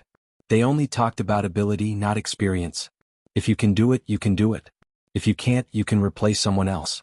Don't mention who your father is or who your grandfather is. Of course, if the two people's ability was similar, it would depend on the father or the grandfather. As for County Marquis Li, no one doubted his ability. Because he was too capable and too young, they didn't care about the lack of experience. They didn't even care about whether there was such a precedent, but the problem was, he was lazy. Although he held a high position, many of the officials could only see him once a year at the imperial court. He was the dean of the School of Mathematics, but he only treated the School of Mathematics as a fishing ground. He was capable, but he was lazy. If County Marquis Li really became the prime minister, what was the difference between the imperial court and having only one prime minister? At that time, Prime Minister Shen would have to deal with all the affairs in the imperial court alone, and it would not be long before he resigned and retired. Li Xian's idea naturally attracted the opposition of the officials. Of course, for them, County Marquis Li had no other shortcomings except laziness. Their opposition was still very vague. Even so, the atmosphere between the emperor and the officials was still a bit unpleasant. Li Yi found that he knew Li Xian better than himself. Could this guy's brain really not work a little bit? You can leave the position of the right prime minister to the Wang family or Dong Wenyun. Li Yi looked at him solemnly and said, "Don't give me any more trouble. If you dare to make me prime minister, I will immediately leave the capital. I know you don't care, but I just don't like how they act." Li Xian snorted coldly and said, "Since I, the emperor, can't decide anything, why do they want me to be the emperor?" Li Yi looked at him and asked back, "Do you think you can do whatever you want as the emperor?" Li Xian waved his hand and said, "The more they want it, the more I don't want to give it to them." "The more you don't want it, I still have to give it to you?" Li Yi thought for a moment and said, "Since it has come to this, in fact, what I said just now was all a lie. As a scholar who doesn't want to become a general and become a prime minister, I refuse because I know that the more I don't want it, the more you want to give it to me. This is the simplest way to advance by retreating. Do you understand?" Li Xian looked at him and frowned. "So, you also want to be the prime minister?" Li Yi nodded solemnly and said, "Now that it has come to this, I won't hide it from you. I really want to be the prime minister." "If you want to be the prime minister, you should have said so earlier." Li Xian slapped his thigh and said, "If you had said so earlier, I would have agreed when Prime Minister Qin resigned for the first time. I was afraid that you wouldn't be happy. Now, I will issue the decree in the morning court tomorrow. One must abide by the rules. Those who don't play by the rules should be struck by lightning. Young master, old Lu is here." Just when Li Yi was wondering why he became so despicable after becoming the emperor, Fang came in with County Magistrate Lu.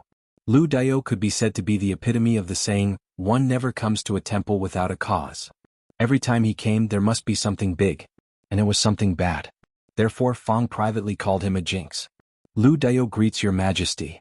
Lu Dao first bowed to Li Xian respectfully before turning around and bowing.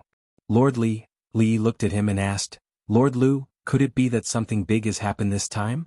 Lu Dao shook his head and said, it's nothing big. It's just that two young men were jealous of a girl in a brothel and tore down a brothel. Both of them were slightly injured and are now being detained by the county government. There was no need for Lu Da to make a trip here just to tell him about the fight between the two playboys. Li thought for a moment and asked, I'm guessing that one of the young men should be surnamed Li, right? Lu Dao nodded and said, one of them is Li Yingjie, the eldest son of Assistant Minister Li of the Ministry of Personnel. What about the other one? The other one is surnamed Wang. Li Yingjie was the son of his second uncle, Li Mingze, who was about the same age as him. Li Yi had seen him many times but had never talked to him much. Madame Dowager often mentioned him, saying that he had changed his previous playboy character, which was very rare. Not to mention that his father was an assistant minister of the Ministry of Personnel who was on the rise in his career. There were not many people in the capital who would take the initiative to provoke him just because of his surname. Lu Dao's arrival had explained everything. Li stood up and said, let's go and have a look.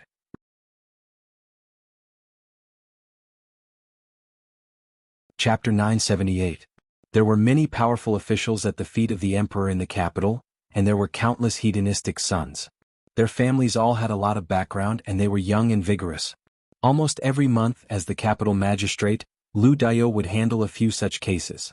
These cases were not difficult but they were also difficult. Those influential families were very prideful. Often, the two families involved would settle it in private without going through the county government.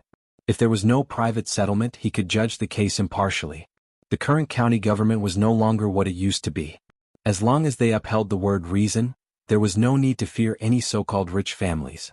However, the situation this time was different.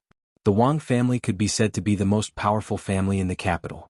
Although the Li family of the Ministry of Personnel was not as powerful as the Wang family, it was supported by a bigger tree. Moreover, the Wang family and the Li family had a good relationship. As an outsider, it was better for him not to interfere. Li Yi had listened to the county magistrate's detailed explanation on the way here. It was nothing more than a fight between two young people.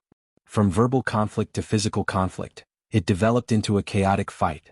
In the process, the brothel was smashed, which attracted the attention of the county government. When Li Yi and Li Xian walked into the county government, the two families were already there. It was not appropriate for the elders to interfere in the affairs of the younger generation. The Li family sent the current housekeeper. Li Yi also knew the Wang family. It was the next head of the Wang family, Wang Yong. These days he had been repeatedly pushed to the front by the Wang family. It seemed that the position of the head of the family was already stable. Wang Yong naturally knew Li Xian. He hurriedly stood up and said respectfully, Wang Yong greets your majesty. Your majesty. As soon as his words came out, the people present all knelt down. Li Xian waved his hand and said, I just came to take a look. Get up, the case should be solved as it should be. Wang Yong nodded his head respectfully before turning to look at Li Yi. With an apologetic look on his face he said, Brother Li, I've caused trouble for you today. Wang Jian is the son of my second uncle, and he doesn't know the immensity of the heavens and earth. When I return, I'll definitely get my second uncle to discipline him more strictly. As for the damage to the brothel, the Wang family will definitely compensate for it. Li Yi waved his hand and said, Brother Wang, you don't have to be like this. It's normal to be young and impetuous. You and I have experienced this before. I've already asked County Magistrate Lu about it. Both of them are at fault. How can Wang Jiachuan bear the loss of the brothel? As for the apology, don't mention it again. Wang Yong knew his personality very well, so he didn't say anything. He nodded, then turned around, his face darkening. Hurry up and apologize. The authority of the substitute clan head was still very useful. A young man with messy clothes bowed to the person opposite him and said, I'm sorry. The other person also bowed in apology. The junior of the Wang family was quickly brought back by the servants of the Wang family. Li Yingjie was also taken away by the steward of the mansion. It was originally a conflict between the younger generation of the two families, so no one would care. Wang Yong turned around and said with a smile, A few days ago, my father said that he hasn't seen Brother Li for a long time. The tea that the Li family sent during the New Year festival is almost finished. Li Yi smiled and said, If Lord Wang likes it, I'll have someone send some more another day.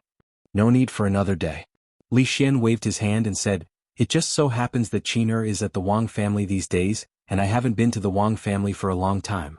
How about today, Wang family? The young man rubbed the bruise on his face and said with a displeased expression, Big brother, why do you want me to apologize? It's not like I'm the only one in the wrong. A middle-aged man said with a sullen expression, Who told you to have a conflict with the Li family? The young man's expression became even more unconvinced. So what if it's the Li family? Does the Wang family have to be afraid of the Li family? The empress's surname is Wang, and the Wang family is also a century-old clan. Other than Li Yi, what else does the Li family have? Why do we have to be afraid of him? Shut up. The Wang family master, who had been silent all this time, glared at him and said in a low voice, You unfilial son, what are you saying? The middle-aged man walked forward, raised his hand and shook it helplessly. Is this something you can say? It is. The young man curled his lips and said, He is so young, yet he has so much power. Now he even has to fight with eldest uncle for the position of prime minister. Since ancient times, people with such power have always been feared by the emperor in the end. No one has had a good ending. Now the officials are very afraid of him. The emperor can't tolerate him for too long. If he knows what's good for him, he should retire early. Otherwise, I want to see what will happen to him in the end. Shut up. A harsh voice resounded in everyone's ears, but it didn't come from anyone in the hall. Wang Yong walked in from outside. The young man opened his mouth and wanted to say something, but Wang Yong picked up the chair beside him and smashed it on the young man's head. The chair broke into pieces in an instant, which showed how much force Wang Yong used. The young man fell to the ground with a swollen face and a bloody nose, but he didn't faint. He looked at Wang Yong in disbelief and murmured, You haven't said enough? Wang Yong glanced at him. When he picked up the second chair, everyone in the hall came back to their senses. The Wang family master stood up and asked in surprise, Yong, what are you doing? Wang Yong threw the chair down and shook his head. The emperor and County Marquis Li were outside just now. Hearing this, everyone's expression changed. The Wang family. Li Xian's face was gloomy and his eyes were filled with disappointment. Li Yi smiled and said unconcernedly, He can't represent the Wang family. Li Xian suddenly looked at him and asked, Do you think the officials really think this way? Think what? Li Yi took a sip of wine and asked casually. They think you have too much power and that I will be afraid of you. Li Xian stood up and said, Since it's like this, I'll let them open their eyes and see. Li Yi had a bad feeling and asked, What are you going to do? You'll know tomorrow, Li Xian said with a dark face and strode out of the door. A moment later in the same place. Wang Yong's expression was complicated. He sighed and said, Father has already told him to return to Luochuan. He will never set foot in the capital again in this life. Li Yi shook his head. Why is this necessary? Sister will explain it to the emperor. Wang Yong lowered his head and said, The Wang family will always be a friend of the Li family. Brother Li, don't think too much. The commoners and even the officials all thought that the Wang family was the largest family in the Jing kingdom. With the Wang family's power, they could do whatever they wanted in the Jing kingdom without fear. The Cui family thought the same back then, so the Cui family died out. From then on, he knew that some people could only be friends and not enemies. Wang Yong came to apologize on behalf of the Wang family and brought a very generous gift. Li Yi had to accept this gift. If he didn't accept it, it would be a rejection and a falling out with the Wang family. He was just an arrogant playboy and couldn't represent the Wang family. Li Yi knew this very well. Moreover, this gift was very expensive and it wouldn't be easy to return it. Li Yi saw Emingzu in the afternoon. What happened to you and the Wang family? Emingzu walked in from outside and said in surprise, The Empress asked me to tell you that today's matter wasn't what the Wang family wanted. Li Yi waved his hand and said, It's just a misunderstanding. Emingzu looked at him and asked doubtfully, Then what are you worried about? Li Yi sighed and said, Li Xian. Chapter 979. When the previous emperor was on the throne, he was diligent in governing the court. Unless he was seriously ill or under special circumstances, morning court was rarely interrupted. Although the current emperor was not as diligent as the previous emperor, morning court was still held every day. It was just that the person presiding over the morning court was changed to the eldest princess. The civil and military officials were used to this. It was not strange to not see the emperor during morning court, but it was strange to see the emperor.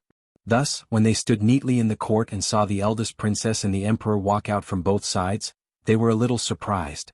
Today was not the first day of the lunar year, nor was it a special day. It was rare for the emperor to come to court. As for whether the emperor regretted his previous slacking, it was not something the officials could guess. After the slight surprise, the morning court was held as usual. An official from the Academy of Sciences reported in detail the recent research progress of the Academy. The Minister of Rights advised the emperor to expand the harem to stabilize the foundation of the country. A senior censor said that the prime minister could not be left vacant. The current prime minister of Qin was old, and a new prime minister had to be chosen as soon as possible. The emperor highly praised the research of the Academy of Sciences and ignored the Minister of Rights. He looked at the officials and slowly said, "I already have a candidate in mind for the prime minister position. There is no need to say more." Many people in the court felt bitter when they heard this. They said more because the emperor already had a candidate in mind. The candidate he had in mind was really not suitable for the position of prime minister. Li Xian looked at the eunuch beside him and slowly said, "Announce the decree." "Yes, your majesty." The eunuch nodded respectfully and took out an imperial decree. He walked forward and glanced at the officials below. It was this one glance that caused everyone to feel a sense of foreboding. At this moment, the eunuch's shrill voice came from above. The imperial decree. Countless people's hearts sank when they heard the word, imperial edict. The wording of the imperial decree was very particular. The wording was different depending on the content. There were three main types: imperial decree, regulation, and imperial decree. Imperial decree was used to reward and also to warn. Regulation was used to announce to the officials and express the emperor's favor. As for imperial decree, it was used to announce to the world that it was not used unless it was an important matter. The emperor used imperial decree to appoint a crown prince and a princess. More importantly, there was no need for an imperial edict to be conferred the title of prime minister. The Marquis of Chang'an County, Li Yi, is intelligent and has made great achievements. Since the early years of Jinghe, he created Tian Fa, offered horseshoes, changed interrogation by torture, repelled the enemy, opened the school of mathematics and stopped the flood. The eunuch was still reading aloud. The ears of the hundreds of officials in the hall were buzzing. Marquis Li Yi of Chang'an County? Sure enough. As expected, His Majesty did not listen to his advice and insisted on making County Marquis Li the Prime Minister. He would be the youngest Prime Minister in the history of the Jing Kingdom, and the laziest Prime Minister. Immediately, the faces of several censors and old officials changed. They stood out from the crowd. Before the imperial edict was finished, they were not allowed to interrupt. Otherwise it would be a serious crime. But at this moment, everyone could see the determination on their faces. Get rid of the vermin, sweep away the crooks, push forward the reforms. Your contributions are great. Confer the title of Jiang of Silla to show the grace of the heavens. Pass it on forever. Take it and rest. Brilliant. The eunuch's voice was still echoing in the hall. Inside the hall, the expressions of some people finally relaxed. Not the Prime Minister. It turned out that it was just to confer the title of Jiang of Silla, not the Prime Minister. It seemed that His Majesty was still Jing. Jiang of Silla? One word king. Jing was the title of the Jing Kingdom. Jiang of Silla had always been the most respected prince. Since decades ago, there had been no Jiang of Silla in the royal family. Now, His Majesty conferred this title to a person with a different surname, a person who was not from the royal family. This was ridiculous. This was the biggest joke in the world. Emingzi looked at Li Xian, who had a serious face. Her lips moved, but she did not say anything in the end. Your Majesty, please think twice. It is against the ancestral rules for a foreign official to be conferred the title of king. Your Majesty, please think twice. The imperial court was in an uproar. Countless officials knelt down and said loudly, I have made up my mind. Li Xian waved his hand and walked out from the side. A eunuch said loudly, Court dismissed. Prime Minister Shen, say something. Lord Wang, we can't let His Majesty act willfully. Lord Yang, please go and see the Empress Dowager. We can't let His Majesty act so willfully. Princess, Your Highness, please persuade His Majesty again. After the officials got up, they immediately placed their last hope on a few important officials. The head of the Wang family sighed. He knew why His Majesty would do this, so he also knew that His Majesty would not retract this imperial edict. An old man shook his head and said, His Majesty is different from the late emperor. At this time no one can say anything. Prime Minister Shen looked out of the palace with his murky eyes and murmured, No, there is one more person. His Majesty will definitely listen to his words. In a certain palace in the imperial harem, Wang Qin brought a cup of tea and put it in front of Li Xian. She said softly, "My husband, don't be angry, they said I was suspicious of him." Li Xian held her hand and asked her to sit aside. Then he sighed and said, "Qin, do you think he can understand what I did?" Wang Qin sighed, but she could only sigh. There were some things that even if she could see clearly, she couldn't explain to him. He was worried that County Marquis Li would overthink because of the rumors outside, but he didn't know that the more he thought like this, the worse his situation would be. Today, not only the imperial court was in an uproar, but even the common people were also in an uproar in a very short time. Since His Majesty ascended the throne, County Marquis Li's power had reached its peak. Since ancient times, such officials never had a good ending. Not only the officials in the imperial court, but also the common people in the capital were guessing that it wouldn't be long before His Majesty began to suspect him. The decline of the Li family was a foregone conclusion.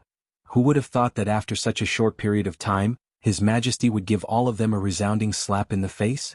Jiang of Silla, king of the one word, a foreign official being made a king. Since the founding of the country, no foreign official had ever received such an honor. Although County Marquis Li's achievements were great and no one in the imperial court could compare to him, in the end, he didn't have the merit of opening up territory. If he led troops to destroy the Qi kingdom or the Zhao kingdom, it would be understandable if he was made a king. But now he was too young. This emperor's favor was a bit too much. Just like that, he was made a king of the one word. The emperor had directly expressed his attitude. In the future, who in the entire capital would dare to provoke the Li family? The Li family. The head of the family being made a king was a great honor. The entire manor was in jubilation. Li Yi had just sent off the worried old woman and sat back in the courtyard. He rubbed his slightly swollen head when the princess walked in from outside. He sighed and said, "Didn't we agree to have you stop him?" Emingzi shook her head and said, "You know that no one can stop him if he wants to do something. Why do you have to stop me?" Li Xian walked out from the back and said, "You have done so much for the Jing kingdom and the world. What is a mere king?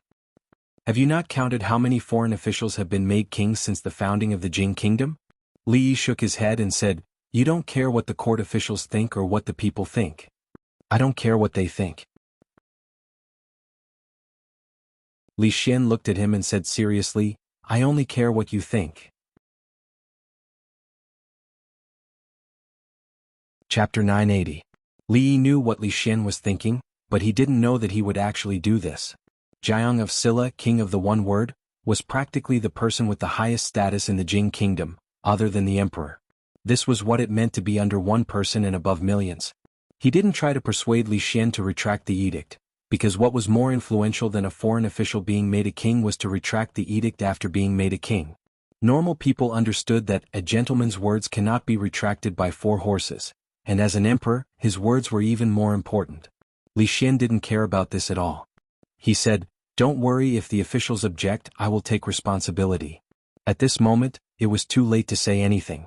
He knew Li Xian's personality better than anyone else.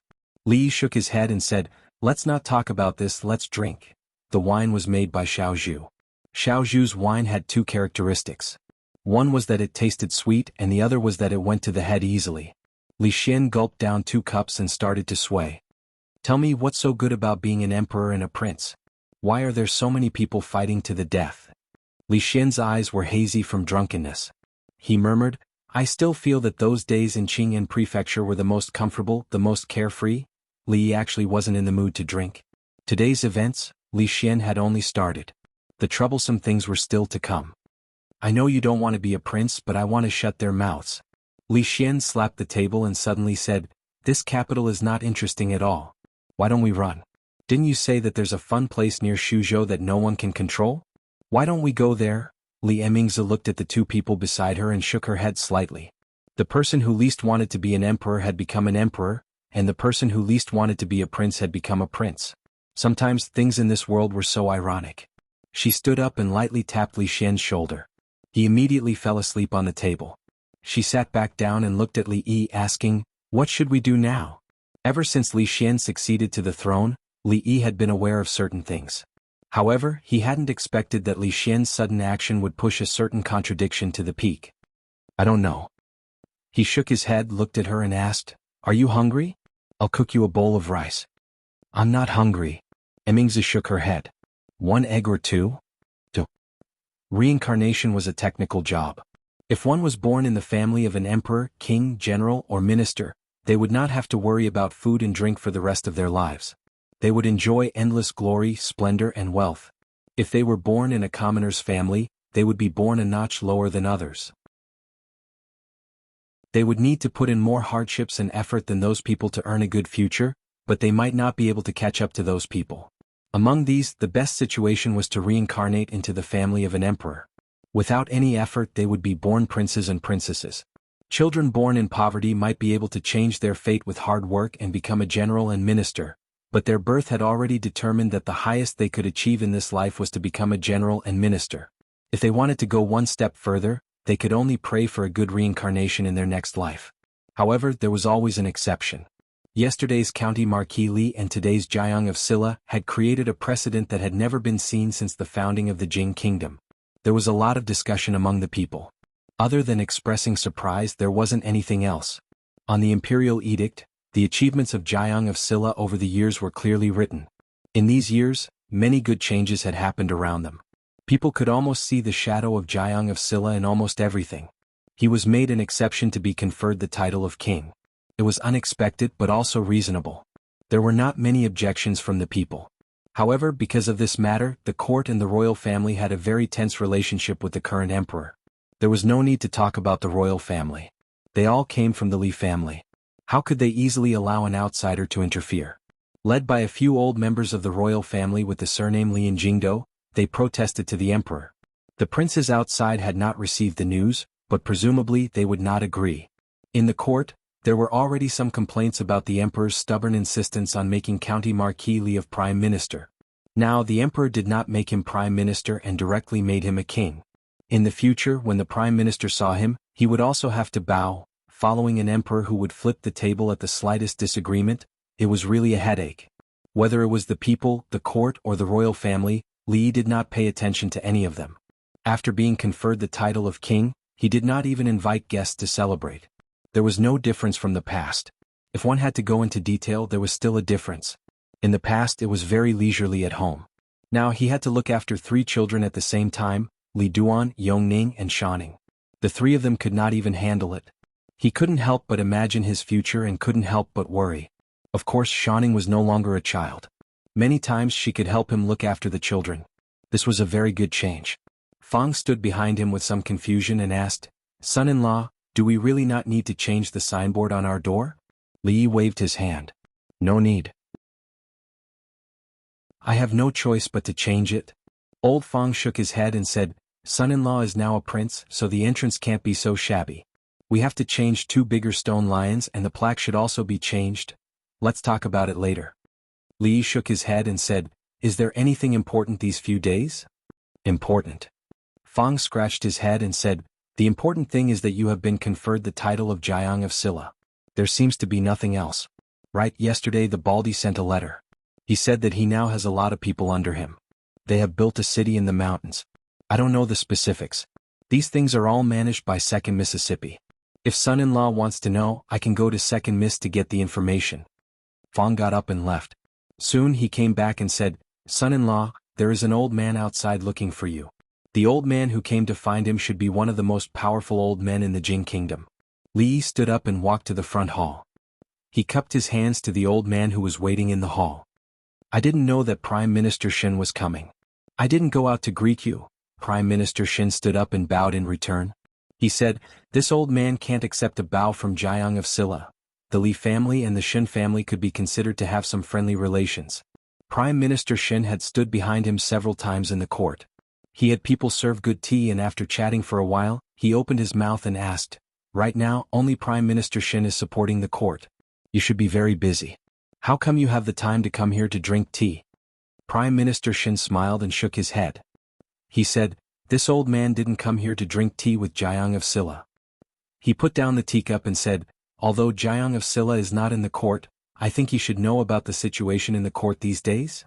Li didn't deny it. Prime Minister Shin raised his teacup and said with a smile, "This old man hasn't thanked Jiang of Silla for Su Su's matter." He was talking about Shin Su disguising herself as a man and sneaking into the mathematics academy.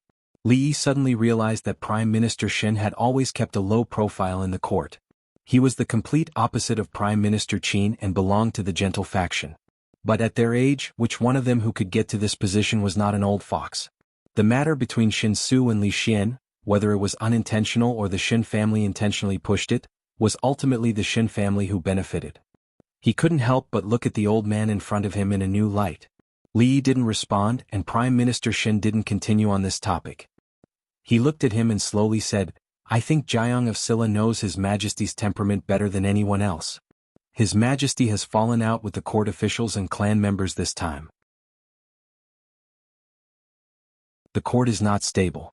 If this continues, there will be great losses. Only you can persuade His Majesty." Li looked at him and asked, "What do you want me to do?" Prime Minister Xin shook his head. "This old man doesn't know what to do, but I know that His Highness Jiang of Silla definitely knows. You are not me. How do you know that I know?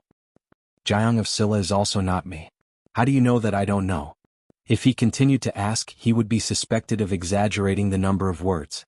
Li shook his head and didn't want to argue with the old man in front of him. There were some things that everyone was well aware of. At this point he couldn't say any more. Chapter 981. This old man will take his leave. Take care, Prime Minister Xin. After sending off Prime Minister Xin, Li walked back to the courtyard and sat down. Prime Minister Xin did not come today to discuss the philosophical problem of man is not fish with him. Li Xian was stubborn and did things based on his passion. But as a scientist he had a very important trait, persistence. He persisted until he hit the southern wall and did not turn back. After that he continued to stride forward. When the former emperor was on the throne, he did not make arbitrary decisions. Most of the time he would discuss with the court officials and take into consideration the opinions of the court officials. Li Xian usually did not care much about political affairs. But when he decided on something, no matter how many people opposed it, it could not change his mind. In the past he was the crown prince. There was still Prince Ning and the former emperor who could restrain him. Now that he was the emperor, the entire world was his and no one could restrain him. If the royal family and the court officials continued to be in a deadlock with him, the one who would last until the end would definitely be Li Xian. As for Li Yi, he was pushed to the front just like that. But this could not be blamed on him. He never did things in a roundabout way. If the court officials felt that he was suspicious of him, he would be bestowed the title of Prime Minister. If the court officials continued to be suspicious, he would be bestowed the title of King. This was his attitude. Simple and straightforward, slightly rough. This was a method that made people feel angry, funny and touched. It was even a little childish. Of course, this kind of childishness was not a good thing when it appeared on the ruler of a country. In the courtyard, Xiao Zhu, Xiao Huan and Xiao Cui were playing kuju. Li waved to her and said, "Xiao Zhu, help me warm a pot of grape wine later." "Okay, I will go immediately." Xiao Zhu passed the rattan ball to Xiao Huan and ran towards the kitchen. Li thought for a moment and added, "This time make it less strong." Mississippi Lu was not at home, so there was no one to drink with him. Li poured himself a cup of wine and drank by himself, thinking about what had happened just now. In another direction, Rui withdrew her gaze and said in a low voice, "Even though he has been conferred the title of king, my husband is still not happy." Ruoqing had a worried look on her face as she said, "This time he was conferred the title of Jiang of Silla. It seems to be a great favor, but too much may not be a good thing." After His Majesty ascended the throne, the Li family had already made many people afraid. This time, with the great favor of the emperor, they will be even more afraid. It is not a good thing to stand out in the forest. Rui had a thoughtful look on her face. She looked in that direction for a long time before saying, "There's something I want to discuss with my two younger sisters." She whispered a few words and a smile appeared on Drunken Mo's face. She said, "As you wish, sister." Ruoqing also nodded and said, "I'll listen to you." Li drank grape wine as he thought about this matter. Before the previous emperor died, he had given Emingzu and Li Xian to him to watch over the court and the world. Later he had Chang to bring a message for him to take care of Yongning and Shanning. He was not their nanny, so what right did he have? At that time he had been blinded by greed and agreed to take care of Yongning, Shanning and Emingzu. This was what he should do. Take care of Li Xian, who asked him to be his only good brother. He accepted it, but to ask him to take care of the entire court and the world was a bit too much. At first, he had thought that a gentleman's word could not be retracted. If he wanted to take care of them, then so be it. But now he wanted Li Xian to sit firmly in this position. The ruler and officials were in harmony and the court was stable. He also wanted to stay in Jingdo and watch over the world of the Li family for him. These two matters conflicted. Up until now he still hadn't thought of a suitable solution. A sliver of indignation rose in Li Yi's heart. The old emperor, oh the old emperor. Did he lie to his daughter or something? Before he left he still had to trick him. He frowned and reached for the wine pot but he caught nothing. Rui picked up the wine pot and filled his cup to the brim. She also poured a cup for herself. Looking at him she smiled and said, "Let me drink with you." Rui usually didn't drink, not even grape wine. Other than that one time when she was pestered by Li Yi to make up for it, she had never taken the initiative to drink. Surprised, Li Yi clinked his cup with hers. She took a small sip before looking at Li Yi and saying, "There is something I want to discuss with you." Rui didn't use this kind of tone and expression to talk to him. Li Yi asked in confusion, "What is it?" Rui looked at him and said, "I want to go out for a walk." Hearing this, Li Yi was stunned. He then stood up and said, "I want to go out for a walk with my wife. I'm not talking about outside the house." Rui shook her head and said, "I'm talking about outside the capital. After staying in the capital for so long, I'm a bit bored. I want to bring my husband, Duaner Rui Xiaohuan, and my two younger sisters out to play for a few days and see the scenery. The last time I went out with my husband was more than 2 years ago." Rui rarely took the initiative to make a request of him. Li Yi thought for a moment and didn't think for long. He nodded and said, "Okay." The world was so big.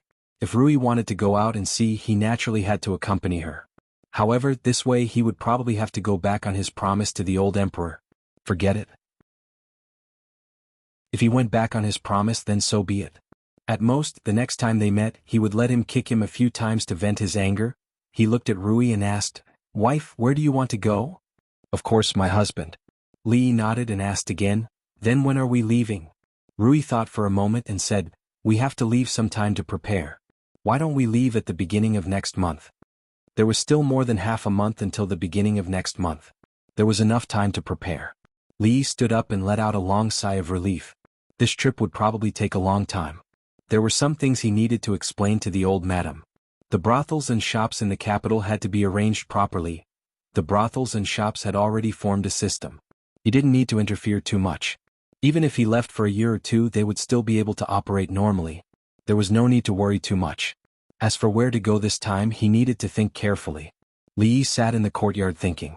Mississippi Lu carried a small wine jar and sat opposite him. Mississippi Lu always drank from a bowl.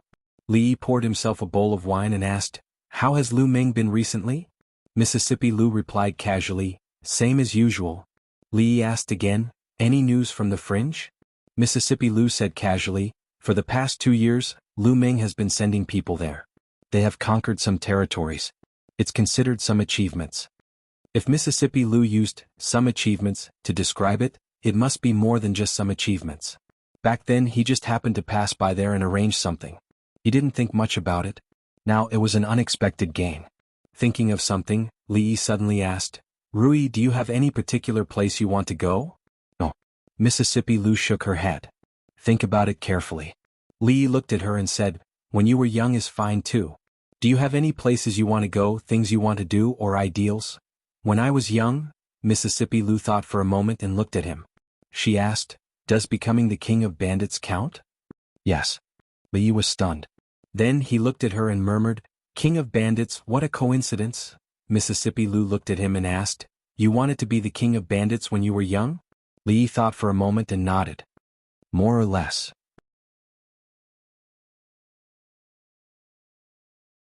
Chapter 982. Two tigers cannot share one mountain. In this world, there can only be one person who can become the king of bandits. Unless it's a male tiger and a female tiger. Unless one of them is a woman who wants to be the king of bandits, and the other is a man who wants to be the king of bandits. The chances of winning against Mississippi Lu for that position were slim. Li Yi could only choose the second option. "I have something to tell you." He picked up the bowl with one hand and gulped down the wine in it. He looked at Mississippi Lu and said, "We're leaving." Mississippi Lu finally raised her head and looked at him. She asked, "Where are we going?" "The world is so big. While we're still young, how can we not go out and see the world?" Li Yi looked at her and said, "Haven't we achieved some results in the fringe? Why don't we go there with Lu Meng and occupy all the mountains there? We will unify all the bandits in the fringe." Those who submit to us will prosper, and those who oppose us will perish. Whoever dares to resist will be beaten up until they stop resisting. This way, not only will we rid the people of evil, you will also realize your childhood dream. This news was a little sudden. Mississippi Lou was stunned for a moment. Then she looked at him and asked, "Really?" "Of course. Why would I lie to you?" Li Yi shook his head and said, "When we unify the fringe and consolidate the forces there, we will go to the Wu Kingdom. Isn't your disciple rebelling in the Wu Kingdom? We'll help her drag that dog of a king of the Wu Kingdom down from the throne. What do you think?" Mississippi Lou glanced at him and asked, "You're not going to be the Jiang of Silla?" Li Yi waved his hand and said nonchalantly, "What Jiang of Silla? How is Jiang of Silla more important than realizing your dream?" Mississippi Lou thought for a moment and nodded. "I think your suggestion is good. Sir, I just heard Sister Rui say something about leaving." When Li Yi was packing things in the room, Shanning held Yongning's hand and walked in from outside. She asked, "Are you going out to play? Where are you going? For how long?" "I'm going to a very far place." Li Yi shook his head and said, "I don't know how long I'll be gone." Shanning looked at him and asked, "Just like last time?" Yongning clearly remembered what happened last time. She walked over and hugged Li Yi's arm. She begged in a soft voice, "Brother, I want to go too. Don't leave Cindy behind." Li Yi carried her up and said with a smile, "Of course I have to bring Cindy along." Shanning looked a little hesitant as she asked, "Is it as long as the last time?" "Maybe a little longer than the last time." Li Yi looked at her and asked, "Bing Ning, do you want to go? If it's that long, Mother won't agree." She showed a hopeful look on her face, but in the end she could only shake her head gloomily and said, "I'll wait at home for you to come back." Li Yi nodded. She had a distressed look on her face and murmured, "Next time when I grow up, you must bring me along when you go out to play." "Okay." Li Yi smiled and put Yongning down. He said, "Go play." Looking at the two little girls walking out hand in hand, Li Yi retracted his gaze. There was a trace of a complicated look on his face. The lake in the academy had now become the most popular place in the 3 academies. The lakeside was filled with green plants, and the bluestone road was paved with long benches for people to rest on. It was the first choice of the academy students for their morning recitation. It was now class time and there were not many people in the academy. On the bluestone road, Li Yi, Li Xian and Emingzu walked side by side. Because of their identities, the former 3 heroes of the capital were no longer addressed as such. Li Xian turned his head and looked around. He sighed and said, "In these 2 years the capital has changed a lot. Thinking back to when I first came to the capital, I really can't recognize it." This sentence should not be said by him because the people who had caused these changes in the capital were here. In these 2 years they had almost turned the capital upside down.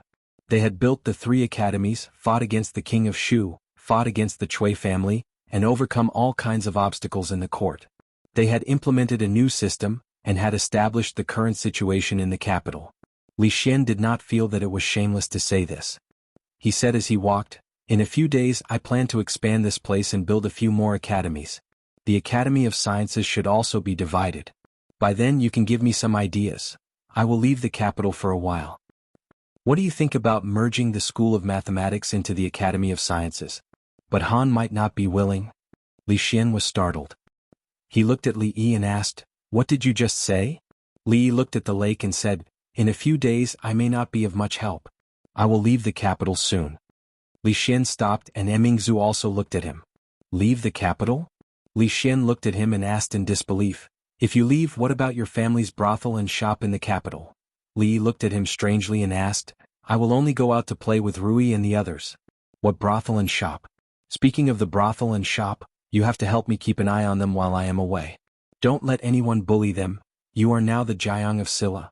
Who would dare to cause trouble for your family's brothel and shop?" Li Xian frowned and said, "Why are you suddenly leaving? My wife said she was tired of staying in the capital and wanted to go out for a walk. What can I do?"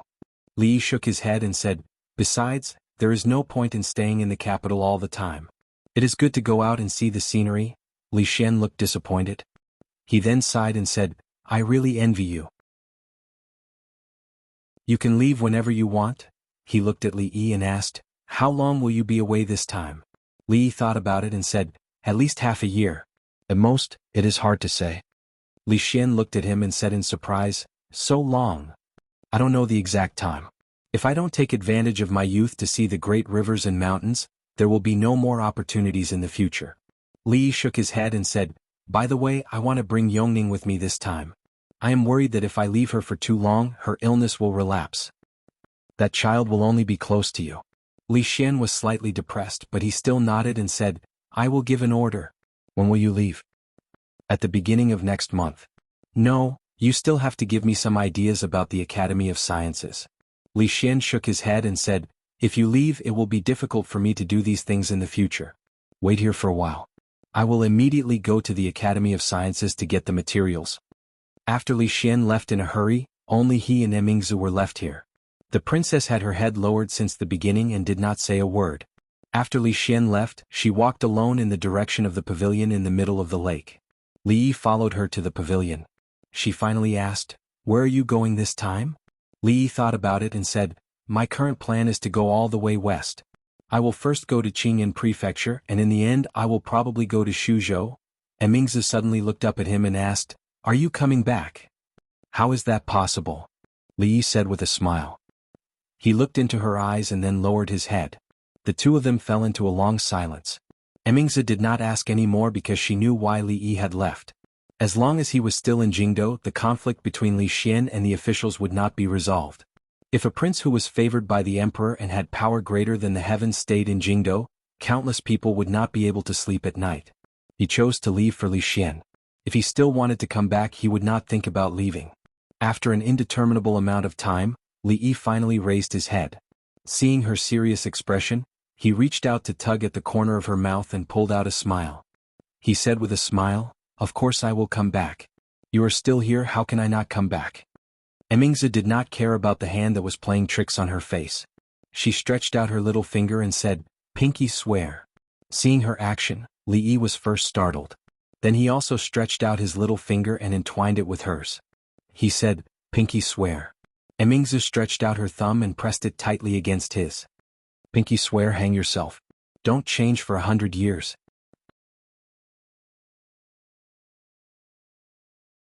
Chapter 983. The capital is not peaceful these days. "It's good for you to go out for a walk." The old madam hugged Li Duan and sighed. "But Duaner is still so young. Will he be able to endure such a long journey?" Li comforted her. "It's a slow journey. There's no rush." The journey was long and it was inevitable that the horses and carriage would be tired. However, the Li family's carriages were specially designed and had good shock absorption. In terms of comfort, even Li Xian's imperial carriage could not compare, so it was not a big problem. "Every time you go to a place, write a letter to Grandma." The old madam looked at him and warned him. "I don't know how long my old bones can last. I'm afraid I won't see the day Duaner grows up." Li Yi shook his head. "Master Tan Yin said that Grandma's body is healthy. It's not difficult for you to live to 100 years old. You will definitely see that day." "I don't ask for a long life.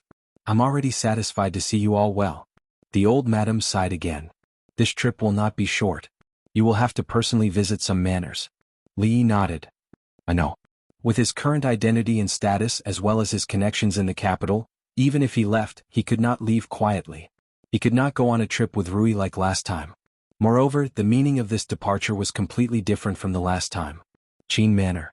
An old man in a plain gray robe personally brewed a cup of tea and handed it to the opposite side. He shook his head. "I thought that the court was now clear and bright and talented people were emerging. I didn't expect that there would still be so many short-sighted people. They are muddle-headed." After Prime Minister Qin resigned, he became more spirited. He had just chatted with him and learned that after the old man resigned, he drank tea and listened to the opera every day. This old man who had worked hard for the country for a lifetime, although he could not be said to be happy in his later years, at least he had some leisure. He had acted on the stage for a lifetime. Now it was time to sit down and listen to the opera. Li took a sip of tea and smiled. It's rare for a person to be muddle-headed in this lifetime. Prime Minister Qin shook his head and said, "I know that the reasons His Majesty used to grant you the title of king are not everything you have. They lost a chance to sweep away all the countries and unify the world." Li smiled and drank his tea, lowering his head in silence. "It's so difficult that I'm confused." The old man stood up and said, "Let's go. This Jing kingdom can't keep you here. I want to go out for a walk as well. If I walk more after eating, perhaps I can live a few more years. Let's see how far you can go. I only hope that when the time comes, You won't point your sword at the Jing kingdom. Li Yi shook his head. Prime Minister Qin, you worry too much. I'm no longer Prime Minister Qin. The old man smiled and said, it's rare to be muddle-headed, it's rare to be muddle-headed. He walked out of the door with the help of his walking stick, followed closely by an old servant. When Li Yi walked out of Qin Manor, he saw a few figures walking towards him. Be careful. Qin, he supported a woman and carefully walked up the steps. The woman's belly was slightly bulging, indicating that she was pregnant. The woman's face was somewhat familiar. Li Yi quickly remembered that she was Lady Shuangshuang's older sister, the girl called Lin Qin, who had cried out in front of the Ministry of Justice. Help Madam inside first. Qin, he ordered the two servant girls behind him, turned around, bowed and said, this commoner greets Jiang of Silla. A man stood behind Qin He.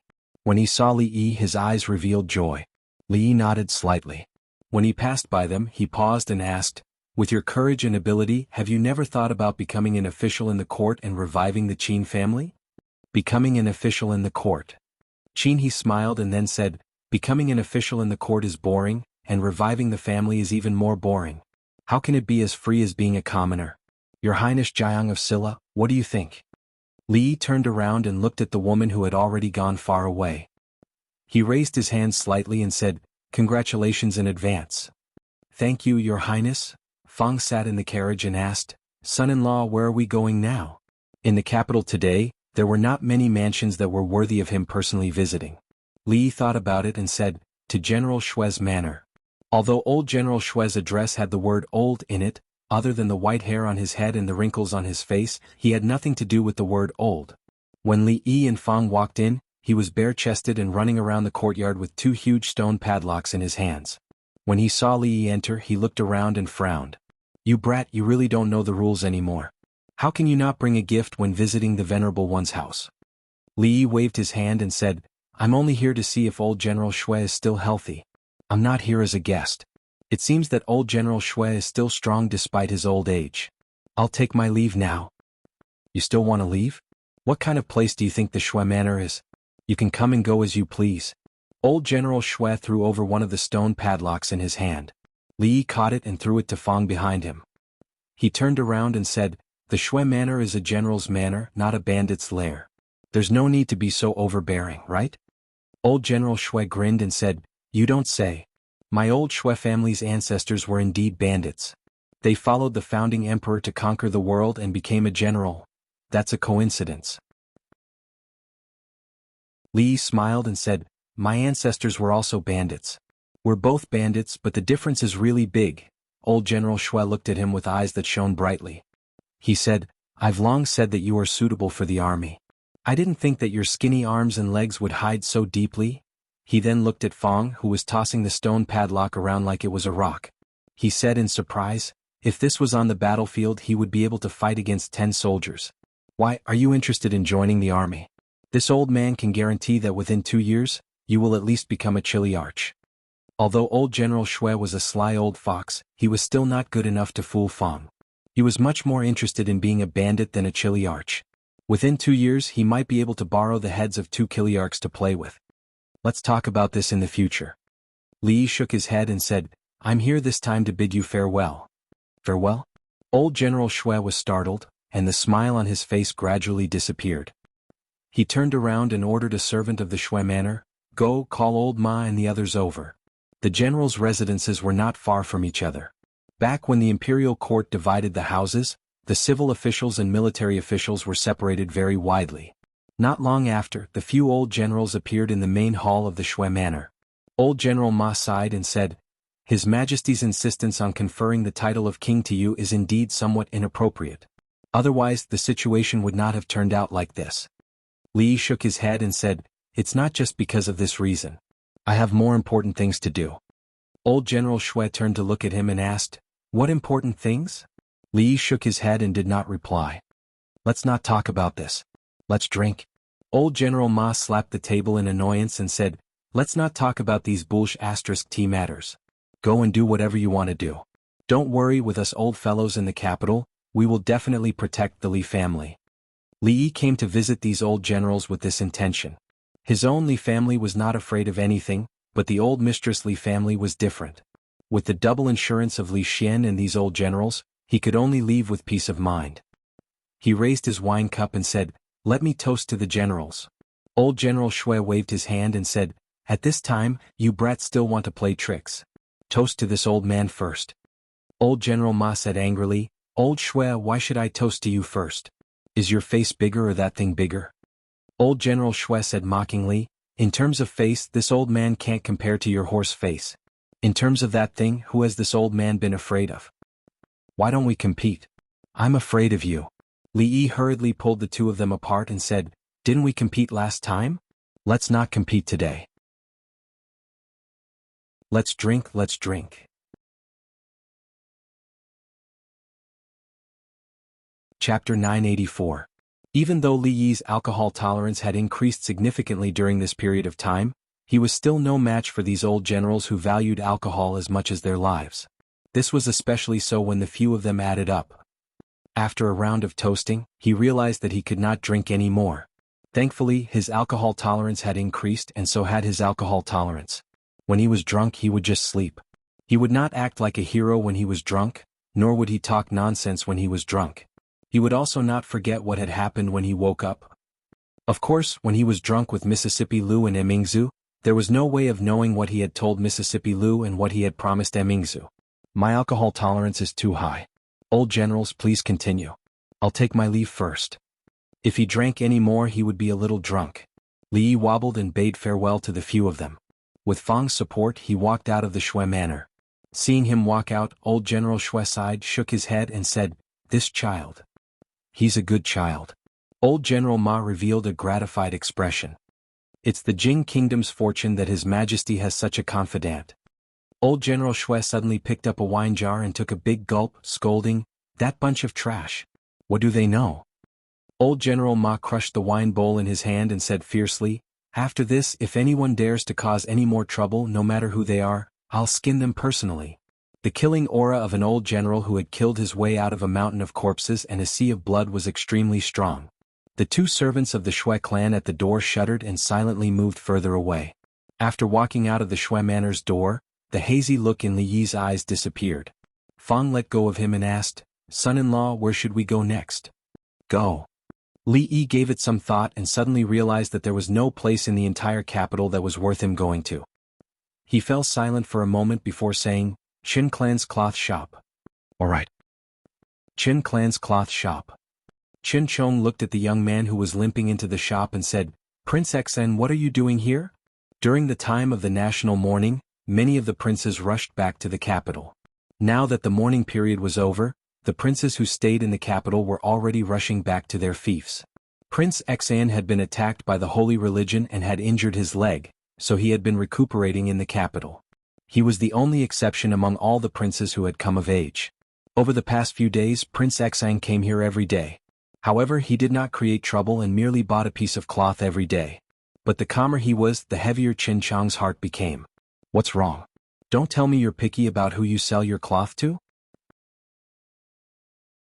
Prince Xen limped around the shop, looked at Qin Chong and asked, "You don't wish to sell it to I?" Qin Chong bowed. "Of course not. Don't worry, I's only here today to buy cloth." Prince Xen patted him on the shoulder and said, "Bring out the most expensive cloth in your shop. I can afford it." Qin Chong threw a glance at a servant in the shop, and that servant immediately went to the counter. Not long later, he came out with a piece of cloth in his hand and said, "Your Highness, this piece of cloth is the newest style in our shop. It's made from the best silk and is priced at 100 taels." A guard took the piece of cloth and handed it to Prince Xen. Prince Xen touched it and said, "It's a good piece of satin and it's worth the price. I'll take this one. Pay up." Prince Xen waved his hand and said, "I'll be leaving first. I'll come back tomorrow." For a prince to personally come to this small cloth shop every day to buy a piece of cloth was a great honor to other cloth shops. However, to the Qin clan, it was an unparalleled pressure and torture. Qin Chong believed that this was something that Prince Xien would be happy to see. He fell silent for a moment and said, "Your Highness, what other cloth do you need? Why don't you buy it all together today? Rice has to be eaten bite by bite and cloth has to be bought piece by piece." Prince Xen turned to look at him and said, "Grudges have to be settled bit by bit. Don't you agree?" Qin Chong clenched his fists tightly and looked straight at him.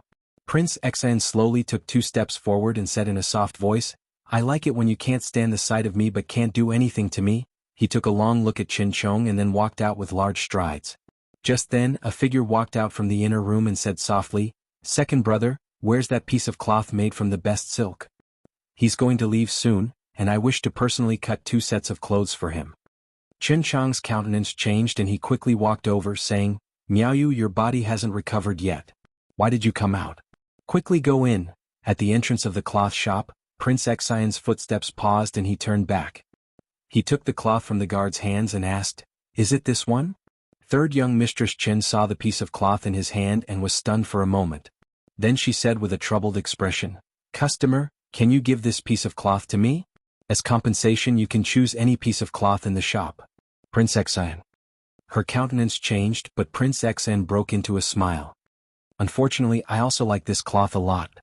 Prince Xian smiled and took out a pair of scissors from the counter at the side. He made a few cuts on the cloth in his hands, shook his head and said, It's just a pity. I bought it for 100 taels of silver. Seeing the pained expression on third young Miss Chen's face, Qin Chong's countenance sank and he said fiercely, Your Highness Prince Xian, you're not welcome here. Please get out. Qin Chong, who do you think you are? Prince Xian's face, which had been wearing a smile all this while, suddenly turned extremely savage. He threw the cloth and scissors in his hands onto the ground, and green veins popped up on his forehead as he bellowed, Do you think that the Qin clan is still the same Qin clan? Do you think that Li will still be able to protect you? Qin Chong supported third young Miss Qin, clenching his fists tightly as he looked at Prince Xian, not saying a word. His Majesty disregarded the objections of the officials and members of the imperial clan and conferred the title of Jiang of Silla to Li Yi. Although his status was extremely high, he had become a thorn in the eyes of many officials and nobles in the capital. His status was too high and his authority was too great. His Majesty trusted him too much, trusting him to the extent that he could go against the opinions of all the officials and the ancestral rules, disregarding the repercussions and act recklessly. While he was in the capital, Prince Xian could not act recklessly. Once he left the capital, one would be a guilty official while the other would be a prince. Even if Prince Xian were to do anything to them, he would not receive much punishment. It would be like how he had burned down the Zheng Manor previously. However, to the Qin clan this could be a calamity. The higher one climbs, the worse one falls. The roar on Prince Xian's face gradually turned into maniacal laughter. He even laughed until tears rolled down his face. Jiang of Silla. Haha. Does he think that he's a prince just because His Majesty conferred him the title of Jiang of Silla? Won't he still have to leave the capital like a stray dog? After he leaves, it'll be your turn. The expression on Prince Xian's face gradually turned crazed. He wants one of my legs, but I want your Qin clan to pay with your lives. Qin Chong took in a deep breath and his expression turned calm as he said, Lija, this is the capital. It's not a place where you can behave atrociously. Do you think that I'm the only one who wants your Qin clan to be destroyed? Prince Xian was no longer bothered by the fact that Qin Chong had called him by his name. Hearing that, he laughed out loud and said, The Wu family, the Qin family, the Wei family, the Zhang family. Which one of these people doesn't have a deep grudge against you guys? I know about the Wu family and the Qin family. But which one is the Wei family and the Zhang family? A voice suddenly rang out from the door. Prince Xian's smile grew even wider. The Wei family. Of course it's the Duke of Wei Manor. The Zhang family, as he laughed, his voice gradually became softer. The smile on his face froze, revealing a horrified expression. You're tuning in to the Han Li's Wuxia Chronicles YouTube channel. We're so grateful for your support and don't forget to subscribe to join us on this incredible journey through captivating stories. Your generosity through donations truly makes a world of difference, as it's the primary source of revenue that allows me to expand and enhance this channel for you. Thank you from the bottom of my heart for being a part of this adventure.